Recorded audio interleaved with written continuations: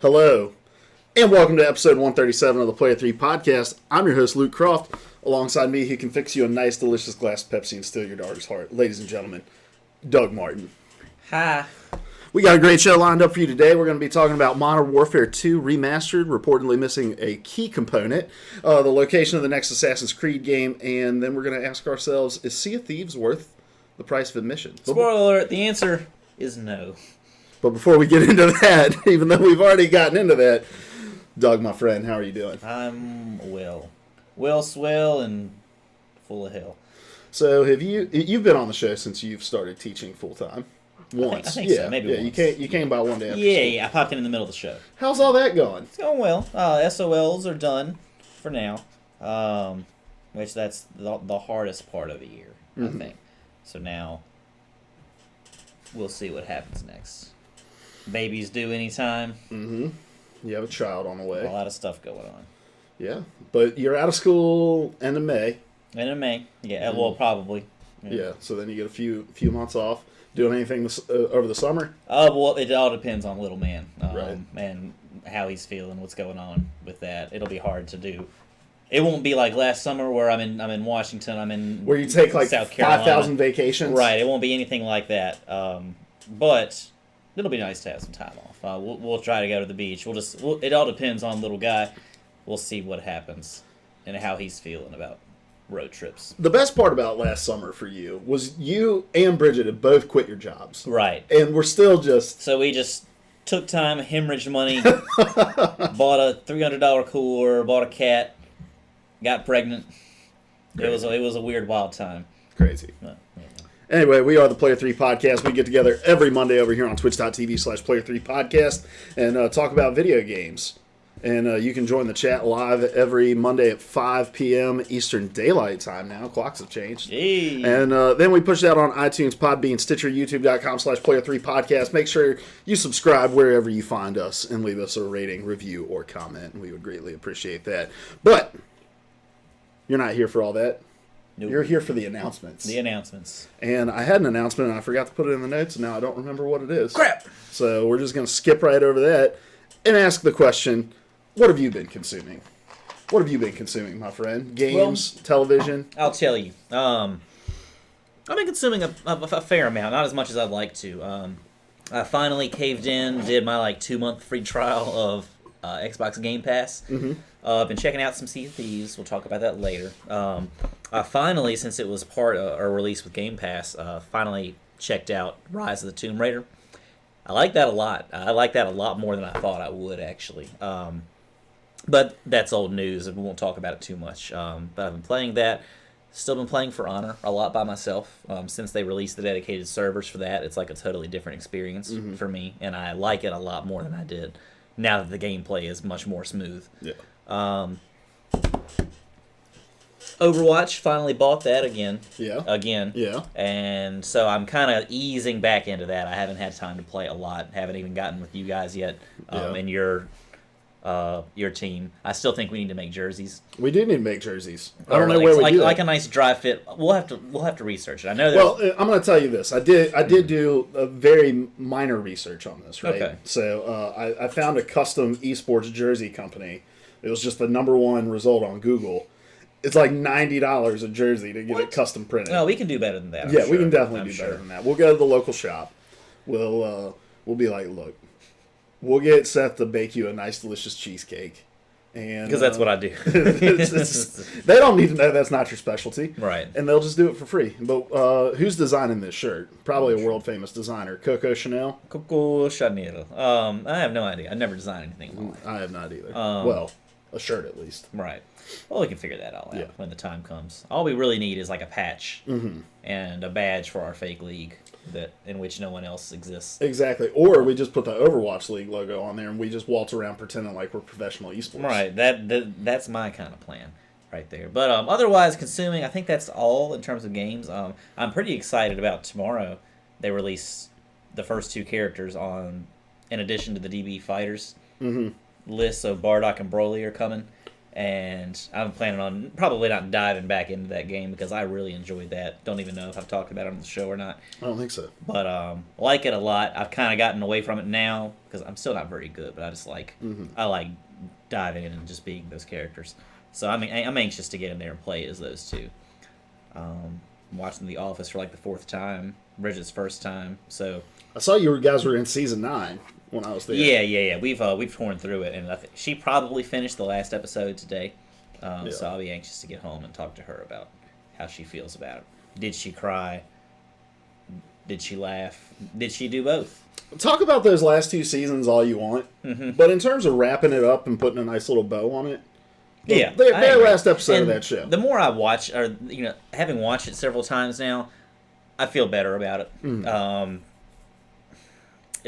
I guess there is a divide there, but it's not. It doesn't make it unwatchable. Yeah, and I don't think the other characters are so core to the show anyway. From episode 1, it's not all about Michael. And the more I've come to terms with that, because you just hate to see people leave a show, and when it's fresh, it makes it harder to swallow. I think, and it affects your perception of the rest of the series. But having had plenty of time to make peace with that, I like it a lot more. I also remember talking one time about, we were talking in game chat one time, playing some game, and I said something about maybe liking Parks and Rec more than The Office because of those last 2 seasons and the first season. I don't think that's true. Yeah. It just I knew you were probably, because here's the thing: I like Parks and Rec a lot, but it's all about nepotism.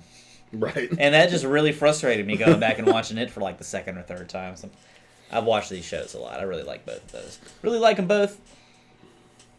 I don't know if I agree with well, I'm a pretty liberal dude myself, but I don't know if I agree with the politics of Parks and Rec. Discussion for our politics show coming in 2019. Not to go too far down the Office rabbit hole here. I feel like we've already gone decently far down it for a show that ended years ago. Right. But Office podcast coming 2020. To me, the show really changes after Jim and Pam get married, and it changes in a very noticeable way. Obviously, after Michael leaves, but Jim and Pam just become insufferable after they get married. You think so? In my opinion. Just the way that they interact with each other. Pregnant Pam getting mad, like sending out an email to the office about all the stuff they shouldn't do because she's pregnant. Like, all those little things just made them super insufferable. But anyway, so, again, not to go too far down. We'll come back up the rabbit hole now. Sure. Climbing up. So, I've been pretty much stuck on all the same things that I've been playing recently. I'm still chipping away at Nier. Been playing a lot of Overwatch. We've been playing a lot of PUBG. And PUBG, I like where we're at with PUBG right now, man.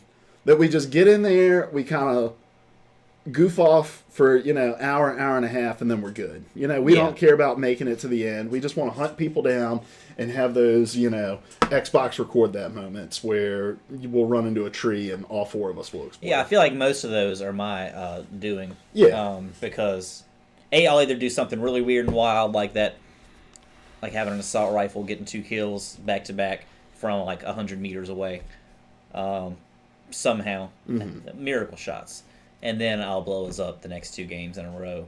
Exactly. Because I just refuse to drive carefully. Exactly. I refuse, and really, but even if you intended to, right, you can't. Right. The game's so janky. Right. I swear that those little divots in the ground weren't there. Oh yeah, like they stopped. They just stopped us in a flat field. I don't know. Yeah. I don't know. But as far as what I've been playing that's new, I Am Setsuna.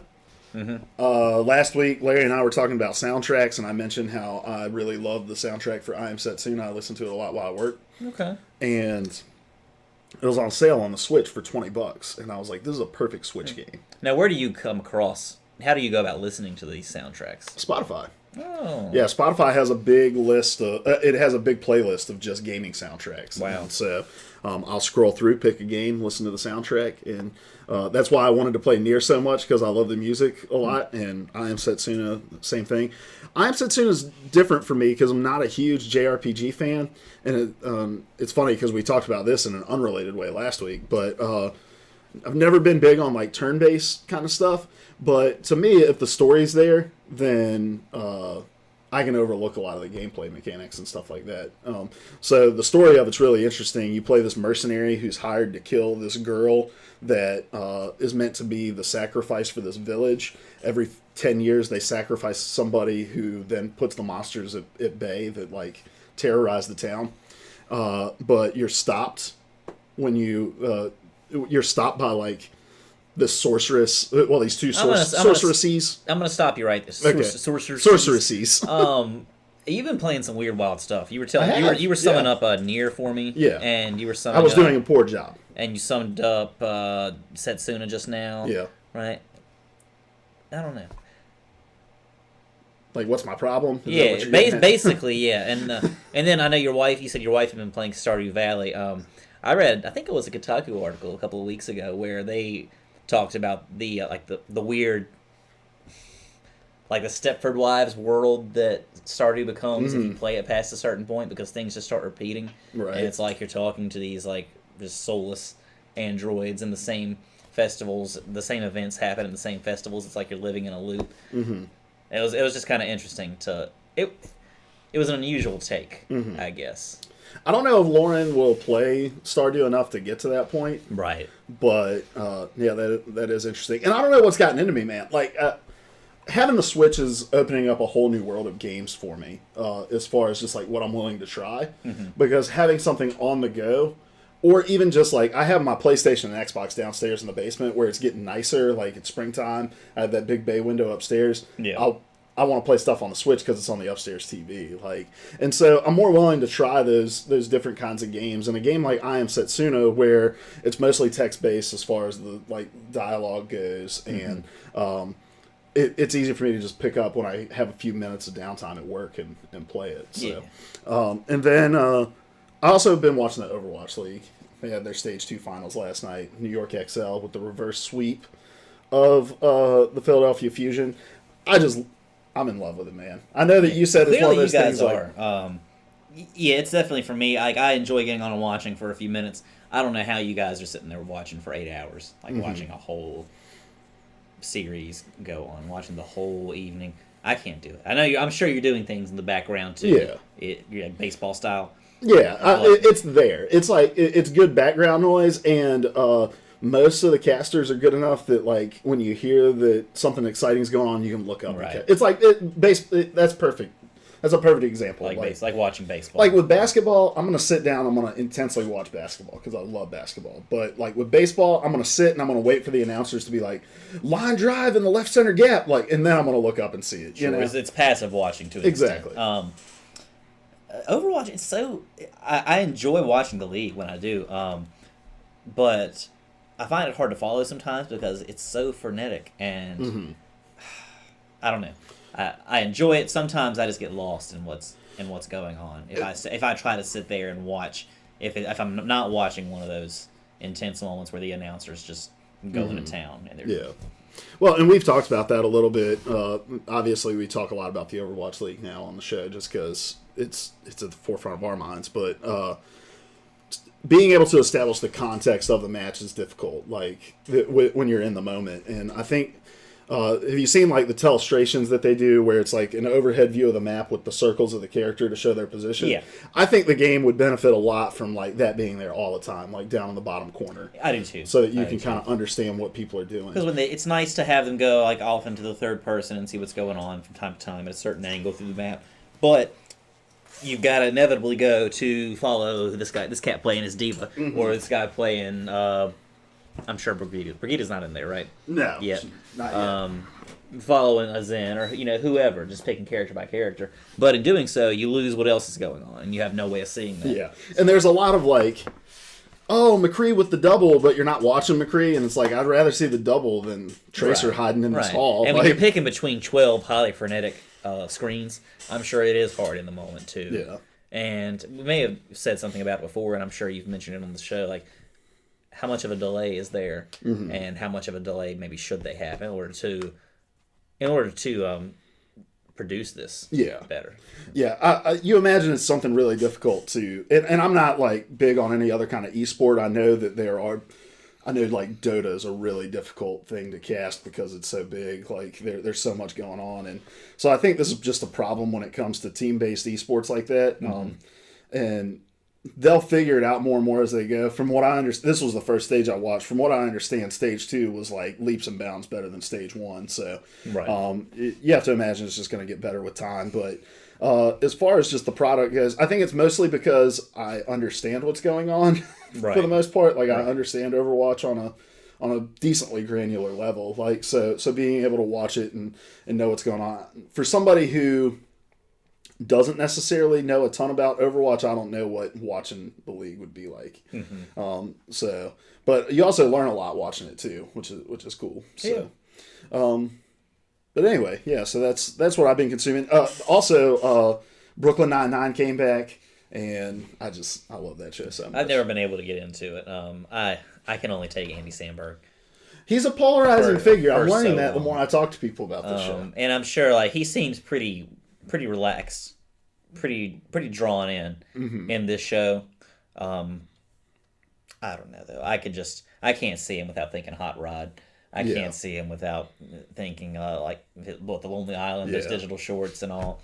And that's just a me problem. But I've seen some of it, and some of it's funny. Yeah, sure. It just hasn't grasped me. As the show goes on, I think the creators realize that Andy Samberg's best when you foil him against himself. Like when his goofiness is then countered by like a human moment with him, and so he becomes a more complex character as the show goes on. But in like that first season, it's definitely a little like, okay, he's like immature, over the top, but as it goes on, you start to understand why, and you start to like when the characters start melding together. I think it gets a lot better. So, but I'm also not one of those guys that's like, hey man, just stick to it through the first season, and then it gets great. Like if it doesn't get its hooks in you, it probably won't. Right, and my parents have been watching it for years, and I've been exposed to it enough to know it's just not for me. Yeah. So, all right, well, let's move on to the releases of the week. Releases of the week. We have a little Bob Dylan. Yeah, that's what I was going for. Releasing this week, we have Far Cry 5 coming out on PS4 and Xbox One. Pow pow, gun violence. That's right, fighting that cult. God bless the peacemakers. I'm telling you, man, this is a game. I'm torn. And I think you're torn. You were saying you want to play this, right? I'm torn. Yeah, I do want. I want to play it, but really the only Far Cry I've ever even messed with is 4. This just the idea is really what's pulling me in, which I'm sure it is pulling a lot more people in because it's such a relevant issue at the moment. And that's where I'm torn. Okay. Because I too think that the world and the concept is interesting. You know, like you're in Montana. Yeah, you're in Montana. You're fighting against this, like, you know, Christian cult of people, and that's interesting to me. However, I'm not exactly positive that Far Cry is the series that's going to be able to, like, dig down into it and really tell a nuanced story about what you're attempting to do. Yeah, I mean, right? Far Cry is definitely outlandish and outrageous. So will that issue really be like a central plot device? I doubt it. Yeah. That's probably just a way to draw buyers in. But either way, I mean, it looks like there's a ton of stuff to do, which Far Cry is usually pretty good for. It's interesting to see an American setting for the first time in this franchise. And yeah, I think more than anything else, the political angle is just a selling device. I think that the fact that this is in America, the fact that it's familiar, it's not prehistoric, you're not in Indonesia or Nepal, something like that. You're not on a tropical island. You're in Montana. It's familiar. And it's interesting to see kind of all this action take place in this condensed, familiar area. So I think that that's the main driving point of the game. Yeah. But the politics just add an extra little flavor to that. Yeah. It's hard for me to imagine them doing anything other than like caricaturizing it, though. You know? Sure, because that's usually their bad guys are caricatures of something. And I find cults fascinating. Like, I listen to a couple podcasts about cults. I aspire to lead one day. One day, sure. But just the idea of, like, and you know those games, like, the goons for the bad guy, they're just cannon fodder, and you go through and you're wiping them out. And that's the most fascinating thing to me about, like, cults, is not necessarily what drives, like, somebody to lead it, but what drives people to join them, right? And I don't know, like, knowing what I know about the culture of cults and, like, what draws people to them, and then going to play this game and it's like, oh, well, these guys that follow this guy, they're just people, bad guys who go in and shoot. Will that be explored? Sure. And you take a risk here because, first of all, there are very conservative aspects to our culture. It's one thing to go and in a game and shoot up a bunch of Nepalese mountain people that are following this extremist leader.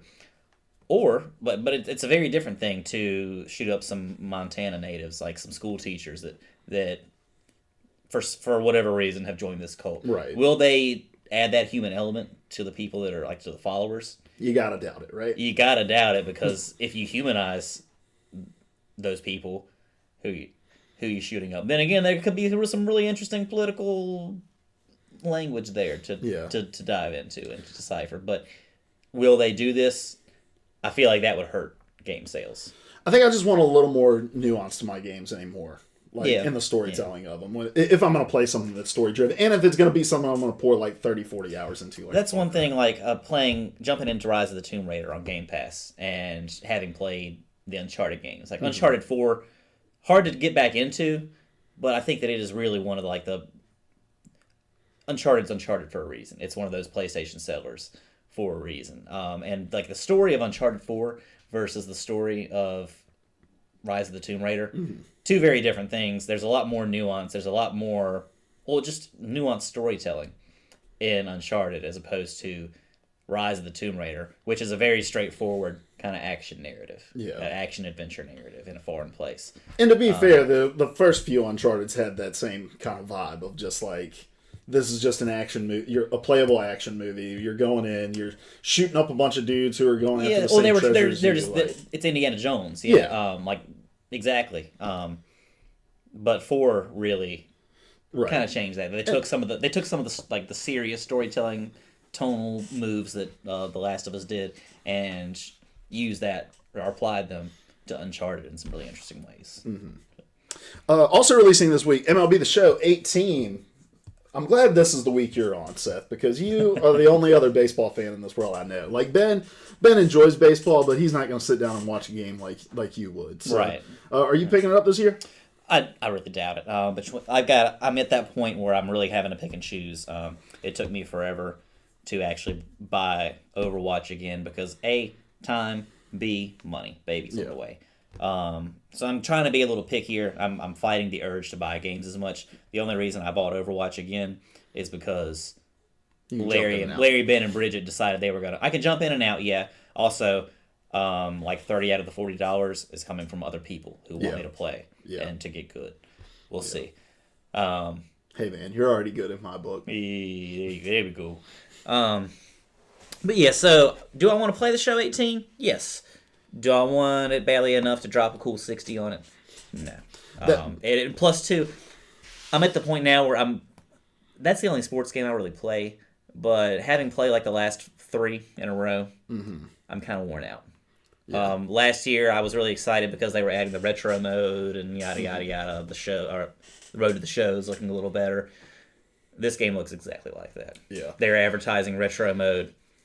Really wasn't that big of a draw for me. I played around with it like the first few days I had it, never went back to it. And they've removed features this year. Like, did they really? There's no season mode anymore, so you can't play an individual season, which is not something that I did, but it's just the point of, like, MLB always kind of leaned into the fact that they were developing this game and rarely removed features because, I mean, that's just like a mainstay in sports games. I know you're not really big into them, but like Madden, they'll remove a feature 3 years later, reintroduce the feature as if it's some brand new thing. Like, but they removed season mode. They removed online franchise mode, which if I was going to get it, I would probably do an online franchise with like my brother or something. Yeah. And so I'm with you. It's a game. I will eventually probably buy it when it's like $20. Right. Which will probably be in a few months. Like, and this is with every game anymore, where it'll release and then 3 weeks later it's $40 on the PSN store or whatever. And Yeah, it's yeah, definitely. It's a little frustrating, but I'm probably just gonna hold off until this is $20-$30.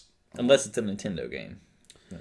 And then it never goes on sale. I don't know though. I think they've been better about it this gen. I've noticed like Amazon had a good sale going on where like Breath of the Wild on the Switch was like $50. Yeah. Mario Kart 50. They had ARMS down to like 52. Do you buy digitally? You're talking about the reward system? Yeah. I've looked into it. I've only bought Splatoon digitally. I haven't really bought anything new for the Switch in a while. It's pretty solid, dude. The rewards, it's basically like $1 for every $10 that you spend. Mm-hmm. So like, I bought Mario Odyssey, and then I went to go buy I Am Setsuna and got $6 off. Yeah, and I feel like I like having stuff digitally because I don't want to keep up with those tiny cartridges, and I've just grown to know that when you trade stuff in, Nintendo's a little different. They tend to hold their value a little more, like the Breath of the Wilds, the Odysseys, that Mario Kart, that sort of stuff. But at the end of the day, like, I'm not going to get back any more than I would probably want, So buying digitally is just, and I've got a giant memory card in that thing, so it's like, why not just fill it up, Sure, yeah. And I get those. I think me and you are similar in this way, where like you'll sell a game and then you'll get an itch, like. Yeah, and I've done things like kept The Last of Us, thinking that I was going to play it for like a third time. Mm-hmm. Haven't gone back to it. It's worth $3 now, I'm sure. But there are times like with Overwatch, don't know what I traded it in for. I know that I don't have it anymore either. I've really been getting the itch to trade in like Breath of the Wild because I'm done with it. The only thing I can really do is just increase the power level on my gear. But there's not much point to doing that because there's not much more to do except like find the little fairy horse and ride it around and little things like that. But I just can't seem to get rid of it because I may want to jump back into that world that I invested so much time into between the DLC and between everything else. Same thing with Mario Odyssey. I don't want to play it every day. I don't want to play it every month necessarily. But when I do, I jump in there and I have a blast. It's just so much fun to run around and get the moon. Woo. The moons! To get the moons. I really want to, but I haven't yet. Do the little Luigi balloon mini game online. I think that would be a lot of fun. Just haven't done it yet. Yeah. Speaking of Switch games, Outlast 2 coming out on the Switch. All right. And I really just put this in here to ask you this question. Do you find yourself like... That game isn't something because you didn't play out. I played the first one. I played the first one when it was free on PS Plus in the early days. So, but that's not necessarily a game that interests you, right? But do you find yourself like the interest gauge jumps up a little when you see it's coming on the Switch? Yes and no. Like I've kind of got like a beat around the bush too. I'm not a huge Switch gamer. Like I love Mario Kart. I love the games that I have on my Switch, but I'm not drawn because when I'm on the go, usually I'm not going somewhere where I'm going to be playing my Switch. So really, if I am playing it, I play it in tablet form, but it's when I'm doing something that I don't particularly want to be doing. Like if Bridget's watching something on, like if she's watching one of the Chicago shows on TV, and which there are 1,000 of. This dog's so grumpy all the time, man. Was that a fart? No, that's her just groaning because she hates her okay. existence. We got a cat, and she's just like, screw life. what was me? What was I saying? About playing while you're. Oh yeah. So I'm just on the couch when she's watching something that I don't want to watch, or if our son Austin is over. Not son, nephew, right. But over as we're much gonna as try to we're gonna try to claim him on our taxes next year. But if he's around and playing PUBG or something on our Xbox, yeah, I'll whip out the Switch, jump on Mario Kart. I'm trying to get my golden Mario. We'll see. But yeah, that's the main way that I use my Switch. It'll be nice to maybe take it on vacation this year, or something like that. But it's not like every time I see a Bethesda game come out, I don't feel like I have to get it. I want to play Wolfenstein 2 a little bit. If I played it, I don't think it will be on the Switch. Yeah, I'm more interested in like I want to play Bayonetta maybe on the Switch. just continuing in my weird Japanese games that I want to play. Because I mean, I think about like Skyrim, like reading a book. Like that's a really not necessarily a personal adventure. Like I don't have an emotional attachment to Skyrim, but Sure. I think of it. Sure. But there's a lot of cool and interesting story in there, and just a lot of really great moments that I don't want to experience when I'm Sitting on a on the bus or sitting in where? Sitting on the toilet. Sitting on the toilet, stuff. Yeah, I want to experience that adventure on the big screen, and like with some headphones on, and really get those exciting, adventurous moments in. I don't need it when I'm on a bus or when I'm on a train or when I'm, in between classes or something like that. I don't know. Yeah, it's nice to have the option, but it's not a big seller for me. Yeah, I'm not looking for like the big AAA like 60-hour games on it or anything like. Because looking at that tiny screen and playing on those tiny buttons is just going to get exhausting. Now I do enjoy playing it, on the TV with the Pro controller and all that sort of stuff. But for me, it's kind of filled that same role that the Vita filled in for me, where it's like there's certain indie games that like I played Shovel Knight on my Vita and really enjoyed it. I played Race the Sun on my Vita and really enjoyed it. Like Minecraft, stuff like that. Now I haven't bought a ton of those games for my Switch, but usually when I'm kind of looking for something to buy, that's what I find. That's what I want on there. Those games that I would use, the games that I would buy a Game Boy for. I wish that they would port some Pokemon games to the Switch. Don't you worry. When that Switch game comes, I'm gonna be all over that. And then hopefully, like everyone else says, they'll get that backwards game library. Yeah, virtual console. The virtual console on the Switch one of these days, because that was a big reason why I bought it, just to be able to go back and play those games and not have to buy whatever those things are, the NES Classic, the SNES Classic. Yeah. And I think as like the 3DS starts to fade out, you're going to get some more of those like just kind of tailor-made handheld experiences from Nintendo. Your Pokemons, your stuff like this. So it'll get more mileage as it goes, I imagine. Right. For you. But and it's getting a ton of mileage. If they can just get that and also after the Brian Altano situation with the loss of the saves. I'm cautious to invest a ton. You have a memory card into in my yours? Switch. I don't. No. Which I don't think you can save your files directly to it. I think it's saved in the console memory. Right. And it's like I don't even need cloud saves. Just let me save it to my SD card. Just so it's something I can. Although it can't be that hard to set up a cloud system like that. I mean, everybody else does it. Well, if everybody else jumped off and brings that, I would probably too, because it'd be lonely. So. All right, let's move on to topics. Yeah, we've got some topics for you. Yeah, the topics coming. Yes, all right. I'm actually going to start with you, Seth. Okay. You've been playing a little game called Sea of Thieves? Somewhat. Yeah, I don't know if playing is the right word. All right. I don't know. But yeah, I've probably put a solid 2 hours, if a roundabout, into it. And I feel like that's all I really need to make a judgment call on Sea of Thieves. And I'm not going to say that's a thumbs down for the audio listeners out there. I'm not going to say that it's great. It is enjoyable. I think that if like the four of us and whoever else got on a ship, we would have a great time and like do some adventures. I've played one time with a match-made group. Garbage experience. A lot of people just trying to do different things. Those that had mics, like 2 of us had mics, 2 no, and people were getting upset. People were just going off doing their own things. I was one of those people. But also, I had just turned on the game for the first time. Didn't realize I even had an option to play just by myself. So I jumped on a ship with 4 people and basically just got nothing accomplished whatsoever.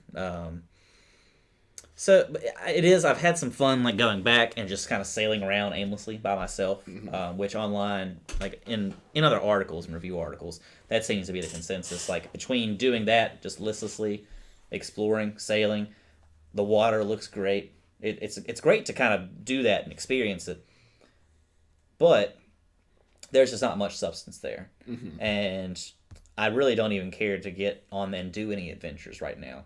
Unless. So what are the adventures like? Is it just about finding treasure? Basically, you're either like you have like 3 factions that you can choose from, and each of them give you missions. The first few are free from each one. Then you have to get use your treasure and stuff to buy more complicated missions. But you're basically just trying to get chests. You're accumulating chests. You can just keep going on adventures before you go and cash the chests in, or the skulls in, or if you're fighting, getting certain skeletons or that you're fighting or whatever. Really, it's just not it's a piratey experience, but it's not the piratey experience that I want. I still think that Assassin's Creed Black Flag is a better pirate game than Sea of Thieves, and from what I imagine, Skull and Bones, if it ever comes out from Ubisoft. Black Flag just was a great open world pirate experience for me. This has its moments and has its draw, but other than that mission layout that it has, I don't feel like it has more than a few hours worth of enjoyable gameplay to it. Right. There's nothing that really that makes me want to jump back in and play even with you guys, unless it was just to try it out. Now, I always struggle with those sandbox games of we're gonna drop you in here and there's very little we're giving you to do. You just kind of create your own game within the game we've given you. Just because I want to work towards a goal. I want to have an end in mind, and when it comes to that kind of single player experience like that, I can jump in and do an Overwatch or a PUBG or whatever for hours and hours on end.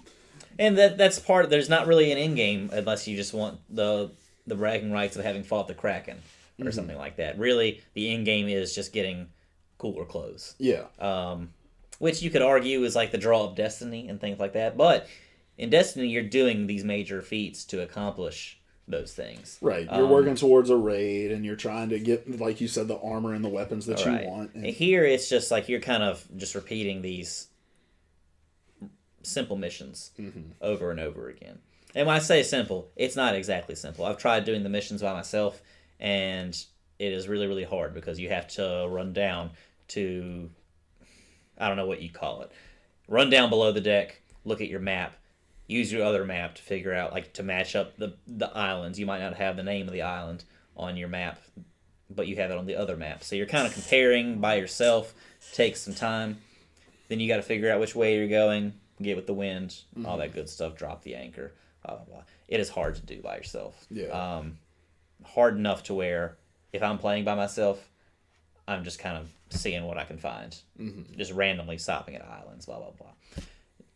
Worth it if you have Game Pass to get in and check out, mess around for a while. I would not pay $60 for it. I don't really know if I'd pay $10 for it. I've enjoyed what I have because it's free.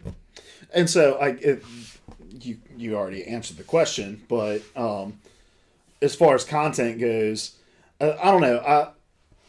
I know that question of is something worth $60 is a little unfair because value's relative to whoever plays it. That's the discussion we had years ago when The Order 1886 came out. It was just for some people, 6 hours worth of really good gameplay and storytelling, which Order didn't have either of, can be worth $60. But I do think that there are times where you can look at something and just objectively say, right, that's not worth it. And I think The Order, you can objectively look at that and say that's a $30, $40 game at best, with what it gives you. And so obviously you said you don't know if you'd even pay $10 for it. But if this was a game sitting on a shelf with the level of content that it has, how much do you think it's probably worth? I honestly couldn't. Not much. Yeah. Not much. I mean, clearly people worked hard. There's a lot, I guess, to potentially do, but it seems like it's a lot of the same. And I don't know. I just can't see myself getting the level of enjoyment that I would get from any other $60 game. Really. I think that I enjoyed The Order more than I really enjoy getting and playing this. Well, at least The Order was somewhat fleshed out in terms of the world, that you were playing in. And anytime I watch a stream of Sea of Thieves, and I will caveat it by saying I haven't played it, but when I watch a stream of it, it's I get this. I get why it could be fun. It's a lot like PUBG in the sense of when you get in there, the shenanigans that you can run into may make it entertaining. Now, PUBG has a much better end game to it each time you jump in and out of it, but So I can see the draw and the appeal of it, but you can also tell like this world seems empty.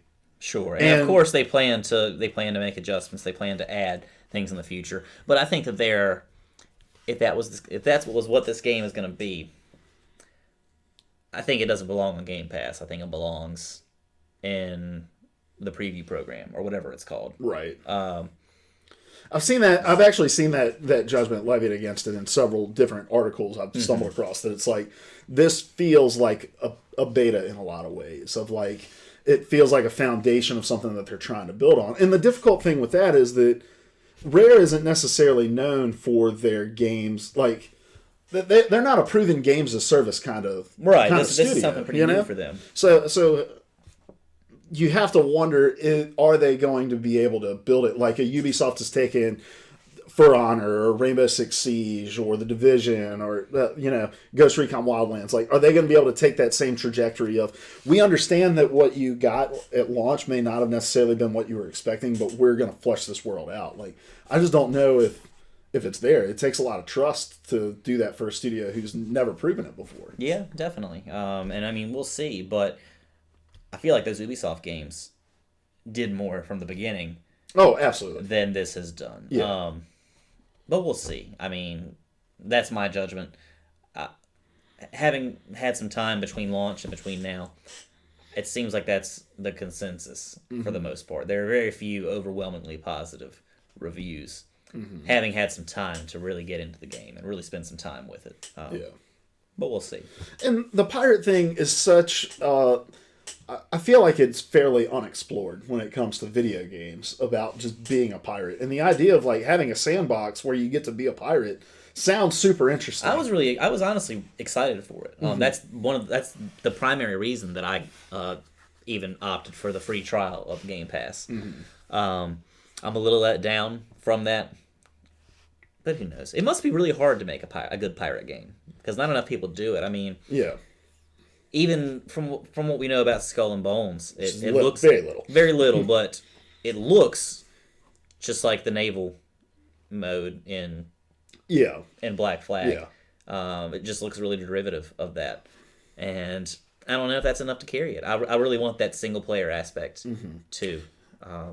If they could just like flesh out some kind of narrative, some kind of story, and then have that multiplayer aspect in there as well. And not make it so much of a cooperative experience, like not as integral. I don't know. To me, it's like if I'm going to make a perfect pirate game for me, it matters. Like I don't know what the hub world's like in Sea of Thieves or like whatever the equivalent of like the tower is wherever you go. They don't really have one. To be honest, I mean they just have outposts and things like that you to which you sail or one that you start off, but yeah, but like if you go watch like Black Sails or Vikings or something like it, Vikings obviously aren't pirates, but they're pirate-esque, right? Right. So it's interesting about like how do these sea missions affect where they live. So it would be cool like in a game like Sea of Thieves if it had obviously not like a fully fleshed out Minecraft element, but like we get to sail back. We've got a clan of 40 pirates that like we all live in this hub world and we trade and stuff. And like, we're really interested in building our world out of bronze and this and that. And we're trying to build an aqueduct system. So when we're sailing around, we're looking for these certain supplies that are going to come back to our hub world and be able to build our city the way that we want it to be, And so we can pillage towns and we can like take over ships and see if they've got the stuff that we're looking for and that we need. You can, I think I saw like, apparently there's a really interesting mechanic with like, it's almost like a democratic vote on griefing. Have you come across this yet? I think it sounds familiar. So like if you get matched up with somebody who's just being a jerk, your crew can take a vote on whether or not to put him in like this holding cell for X amount of time. Yeah. But there's also the flip side to that where people have gotten on and just been trolled, put into the brig, and I think there's supposed to be a timer on there, but but not. Right. But it's not quite there. So some people have spent like an hour in the brig and just not been able to get out unless they just leave the server and jump back into the game. I don't know. But it would be cool if there was like a system where you could kidnap somebody from another team, put them in the brig, and like put a price on their head, and they either have to kill you and take their teammate back, or they have to pay you, and then they just automatically show up on the ship. I mean, there's Stuff all kinds like of cool you know? stuff that you can do. It just isn't being done. Right. And I don't know if... I'm sure that stuff like that is very complicated to do in terms of the online element. But give me a good story to a pirate game. I mean, and it doesn't have to be all, stereotypical... I don't know. It doesn't have to be just like a Pirates of the Caribbean plot. It can be... Give me a story. It can be a love story. Yeah. With some pirates. But just from what you've described to me, it sounds very Minecraft-esque in the sense of like, it's a sandbox world, you jump in, we're not going to give you near the measure of tools that a Minecraft gives you to build that world, but there's certain things, and you can play towards this end game, but really who's doing that? Like, I've heard a lot of comparisons drawn to No Man's Sky, and that seems apt to me. And just from what I know about No Man's Sky. Now maybe it gets to that point where No Man's Sky really got a lot more credit later on in its life when it started to become more fleshed out. But I don't think that many more people jumped back into No Man's Sky or bought it back after trading it in. You really got games as a service is one thing, but you got to have something there from the get-go. Unless you're in one of these game preview programs where it's very clear this is not done. Yeah. This is not where it's going to be. There's a balance there, but you definitely have to not make the mistake that Vanilla Destiny made. Not make the mistake that so many people have made in the last few years. You've got to have that powerful $60 product if you're going to have a $60 game, and then expand on it. I totally agree. And you have to wonder if Microsoft kind of got the sense of that coming in with as much as they push Game Pass as the way to play this game, where it's like, hey, you spend this $10 a month, you're gonna get access to Sea of Thieves, but you also get Rise of the Tomb Raider and this just giant library of games as well. And right. So you have to wonder if it was a little bit of that, like, all right, we kind of know that this is gonna be. It's going to have a long tail, and it's going to be a slow burn to get to where we want it to be. Yes, definitely. That does make you wonder. I've heard. I think it was on like What's Good Games. I heard someone talking about. Yeah, but does this mean that State of Decay 2 is going to be unfinished when it comes out? Does that mean that Crackdown is going to be unfinished when it releases on Game Pass? If it ever releases, but sure. What else is coming out? Well, that's pretty much it. Halo 6 one day when it releases on Game Pass, will it be finished? Is this going to be just another version of the preview program? Yeah. But with their first-party games? Yeah. I sure hope not. I don't know. They already have one service. Why are you going to charge me $10 for a membership fee and just pepper me with back compat games and with some of the AAA releases that we've already had that have been out for years? Yeah, I totally agree, and I hope that's not the case. So, but all right. Well, if you were on the fence about Sea of Thieves, that probably pushed you on a certain direction. If you have the 14-day trial of Games Pass, go ahead. I mean, I think I got the one free month anyway, and then apparently somehow I got a message from Xbox Live that said I had completed the challenge, some challenge for the month. So basically, I can keep it until like the end of May. And I'm getting like 2 free months of Game Pass. Okay, that's cool. Check it out if you've got that. Yeah. Don't pay $60 for it. I've got a month code that I got when I bought the Xbox One X. I'm gonna end up getting it, and maybe me and you can hop on and just see what we can do. I think it'd be fun to do, if nothing else, just to jump in for a little while, try to do a mission. And I know Larry said he wants to do like the 14-day trial as well. So. It's worth it to check it out. And I mean, if you have any desire to play Rise of the Tomb Raider and you haven't checked it out yet, or to play. I want to check out Mad Max.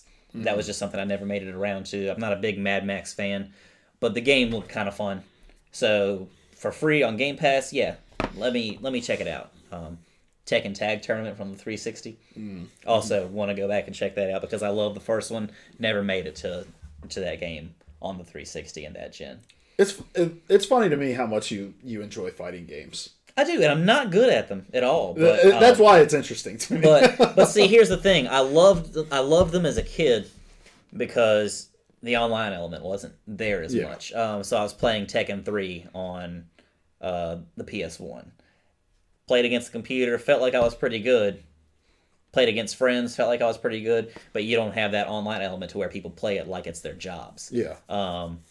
But still, I mean, if you grow it, especially in these long-running franchises, it's almost like you're playing it more for the characters that you've seen over the years. And if the games have a story, you're playing it for that. If you're playing Injustice, maybe you're not playing because you love fighting games, but because you love Batman and Superman and this roster that they have. Like I said, for Dragon Ball, I'm playing Fighters because as a kid, I love Dragon Ball so much. With a kid on the way, I've been jumping back into like some of the things that I used to love as a kid and remembering why I love them and like why I want my son to be exposed to those things too. He doesn't have to like them, but he does. But I want him to be exposed to those things, and playing Dragon Ball Fighters, it brings back all those memories. Makes me remember why I loved that, and it just feels like the show in a way that like very few of those Dragon Ball games have. And I love the characters. I want to fight them against each other. And this lets me do that. Now, do I get the snot kicked out of me? If I'm playing online, most of the time, yeah, definitely. But it's cool to see them go up against each other. Well, it's that old feeling like when you were a kid and you had like the box of action figures and you could fight, right. Wolverine versus Batman, or definitely. like Then that's all Injustice is. Yeah, you can fight all the Ninja Turtles against Hellboy or against Batman, Superman, Cheetah, Wonder Woman, whoever. And yeah, it just lets you like play out those fantasies. It's like in a different way. That the ad campaign for Star Wars the new Battlefronts, lets you play out your epic Star Wars fantasies. All the things you dreamt about as a kid and played with is like use your toys to play out these fantasies. You can do this on your console now. Yeah. Just it's a great time for games. It's a great time to be a gamer. But sometimes it's not.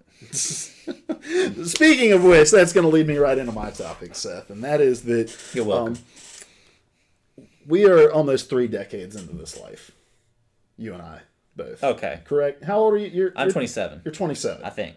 I had to ask Bridget the other day, but yeah. Dude, it's getting to that point, man, where you just, after 21, you kind of forget about it. And I have it easy, too, because I was born in 1990. Yeah, me as well. And so I just have to ask myself, what year is it now, and is it past November?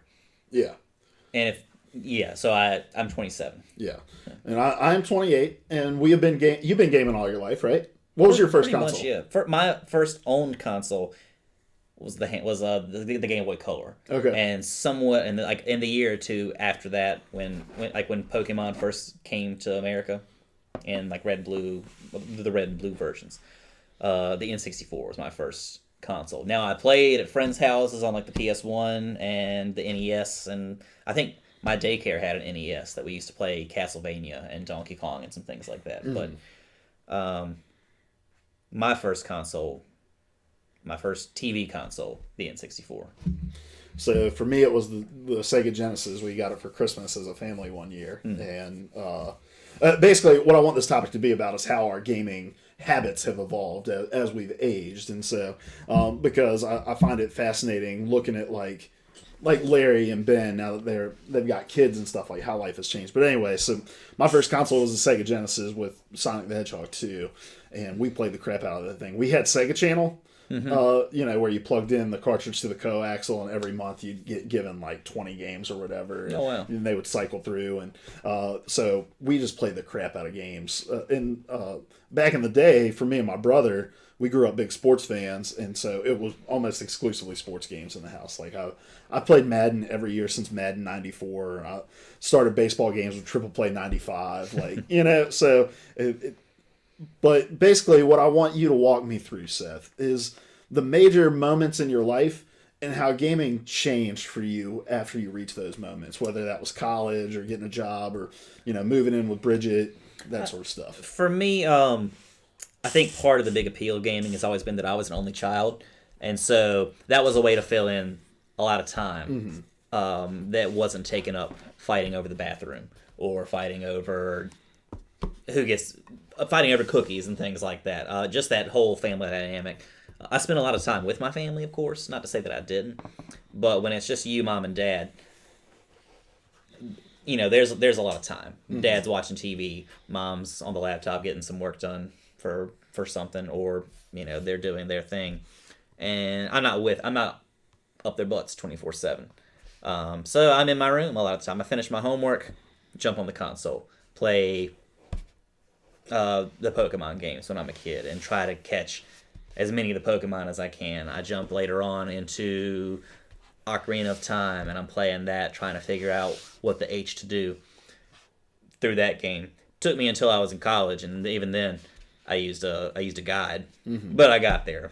I have very little patience. I love puzzles. Don't really like figuring it out by myself, unless I just have a lot of extra time on my hands. But that's beside the point, or maybe a point soon to be addressed.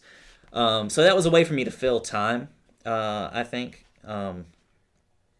growing up, like getting into college and in high school, it was a way, A, to fill time, but B, to hang out with my friends. And where when you're not driving, it's really cool. And it really hit the 360 PS3 generation really hit for me and for you at the exact right time. But I think even more for me because I wasn't able to drive yet when I first got my 360. Yeah, I always forget. I took extra time to get my license anyway, but I think I was in the 10th grade when I first bought mine, so it was a little bit before I was able to drive. It would have been, I guess, better if I was in like the 8th grade or something like that when I got my first one. But I wasn't able to drive, so it was great to be able to get up with you or get up with my other friends who weren't able to drive and play Halo 3 or Modern Warfare, the first one. Yeah. For hours. It's just like you're being on the couch playing with your friends, but you're not. They're on their couch, you're on your couch or your bed or a chair or whatever. So bringing that couch feeling to online gaming and experiencing online gaming as it's really getting up and going, like on such a huge scale, was great.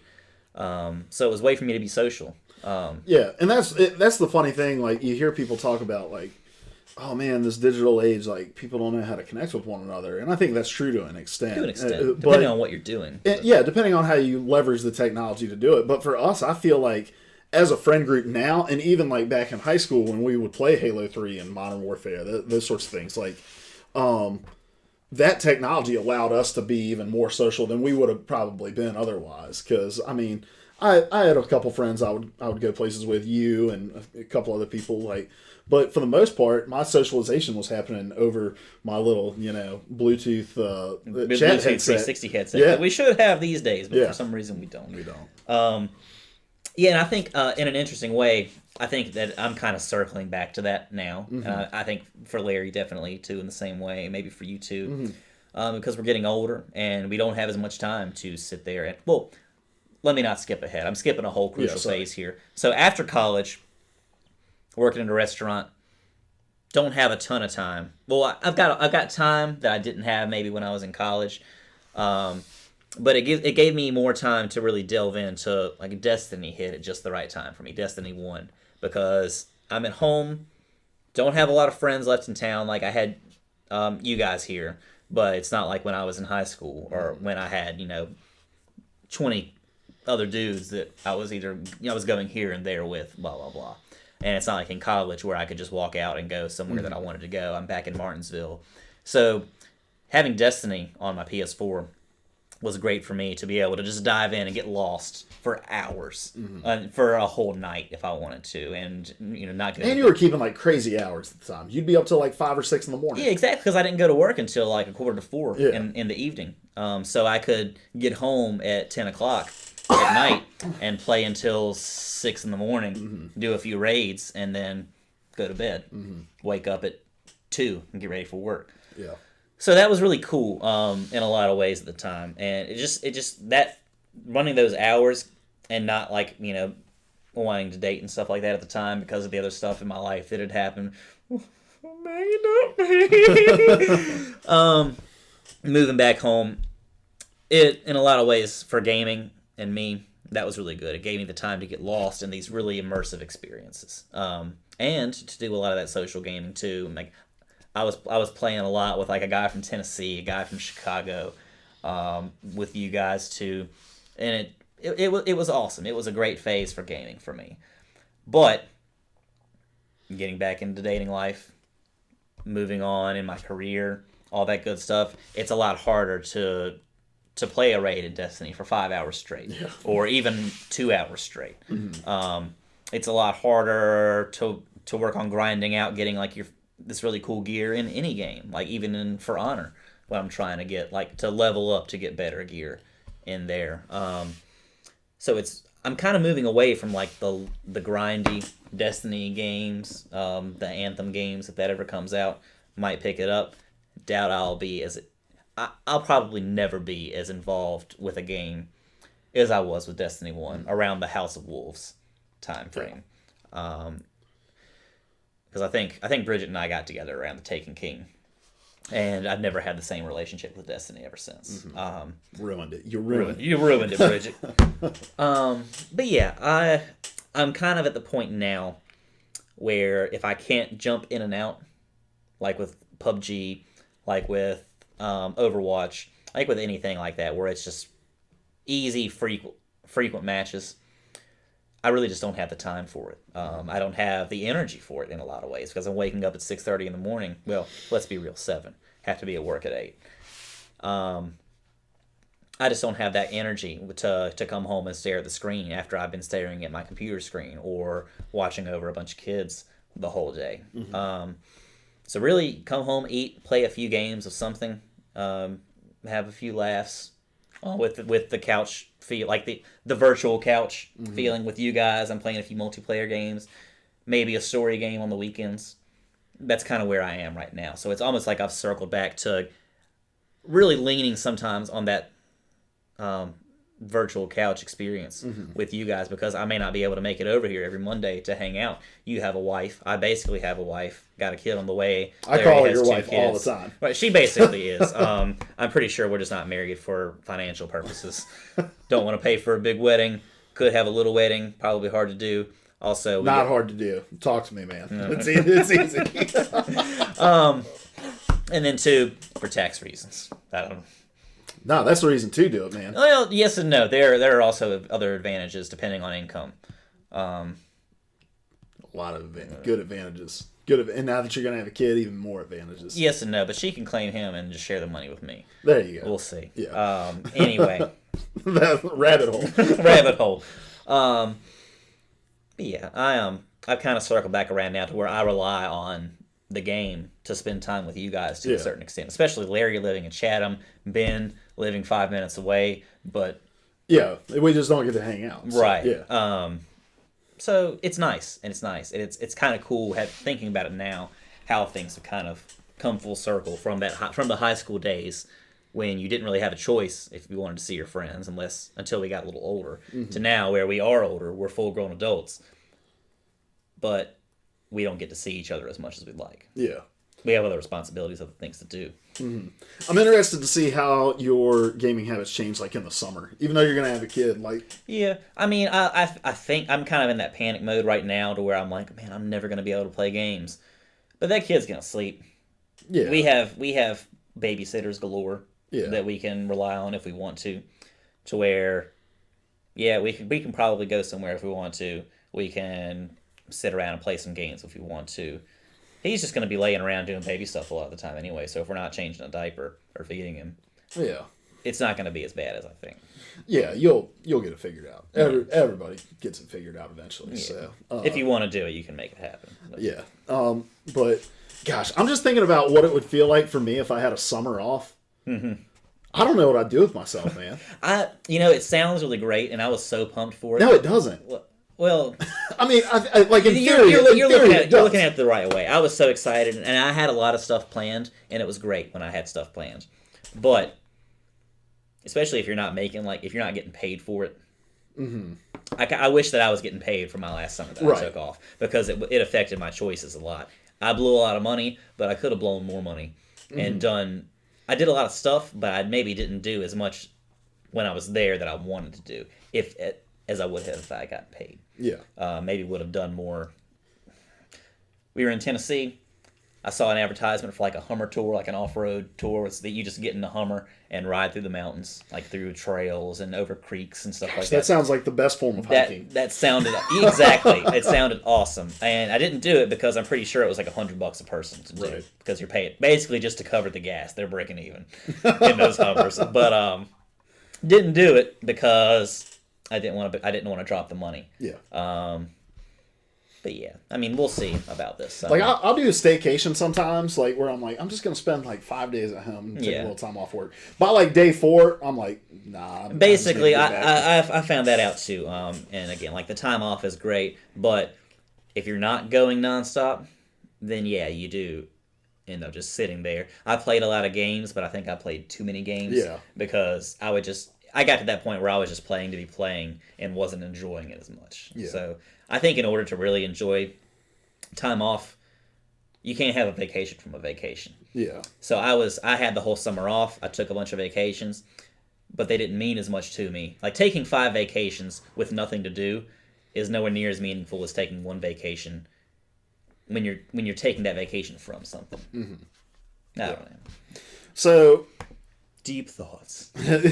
going through my gaming history real quick. So I think I track pretty much evenly with you through childhood. I mean, I'm the complete opposite in terms of I wasn't an only child. I have 4 siblings. Yeah. Like, so gaming was like a family affair for me and my brother, and one of my sisters really enjoyed playing games with us too. Libby did. So, but it really was like me and my brother just bonded. I remember summers like we would play like High Heat Baseball 99 or whatever, and we would spend like a week getting the rosters exactly, because this was before roster updates, right? So we would go in, we'd make all the transactions, create any new players that we needed to, like get the roster set, start a new season, play a week in it, get bored, and then start a whole nother one. Like, right. You know, so it was a way for me and my brother to bond. But then by high school, like with online gaming, my brother's 7 years older. He moved out of the house. Like, I think he may have had a 360, but we didn't play a ton except for like Modern Warfare. I think we played a ton together, but like he wasn't into Halo or anything like that. But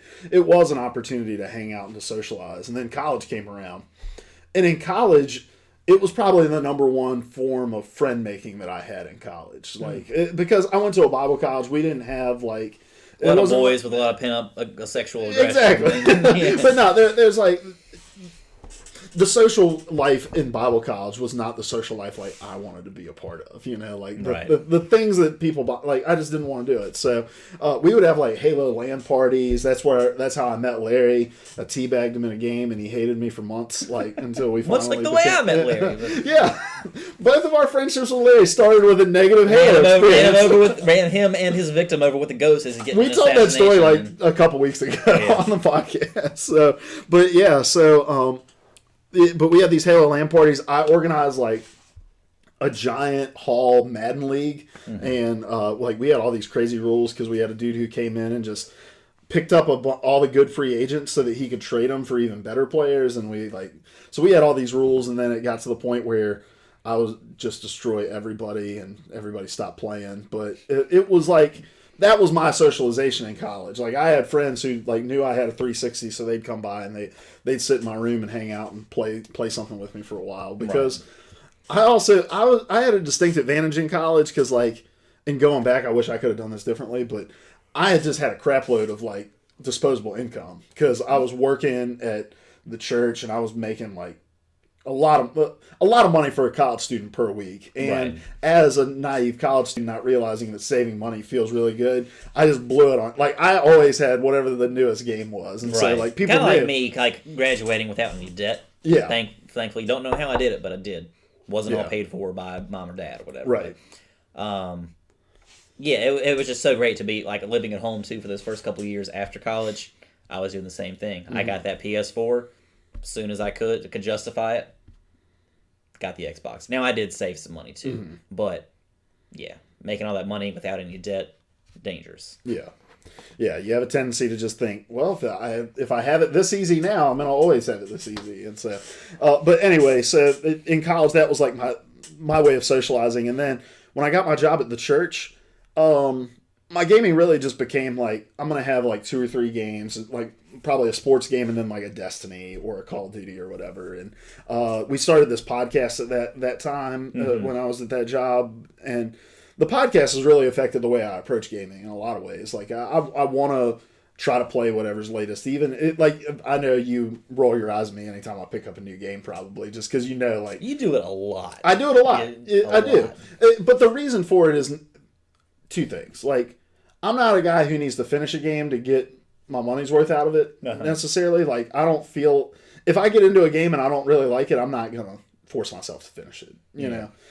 But it also helps when like we're talking about a story and it's talking about a game or a developer, like, and it gives me a little context with it. And so, and sometimes something just hits it, and I'm like, I never thought I would have liked that, but I do like it. So, and honestly, man, right now is like the best gaming time I've ever had in my life. Like, so I work this job, I own this business, work a job in the city that it's in 3 days a week. I work from home 2 days a week. I don't have to be at that job until 1 o'clock. And some days I can be home as early as like 6 o'clock. So, other days I'm not home till like midnight, 1:30.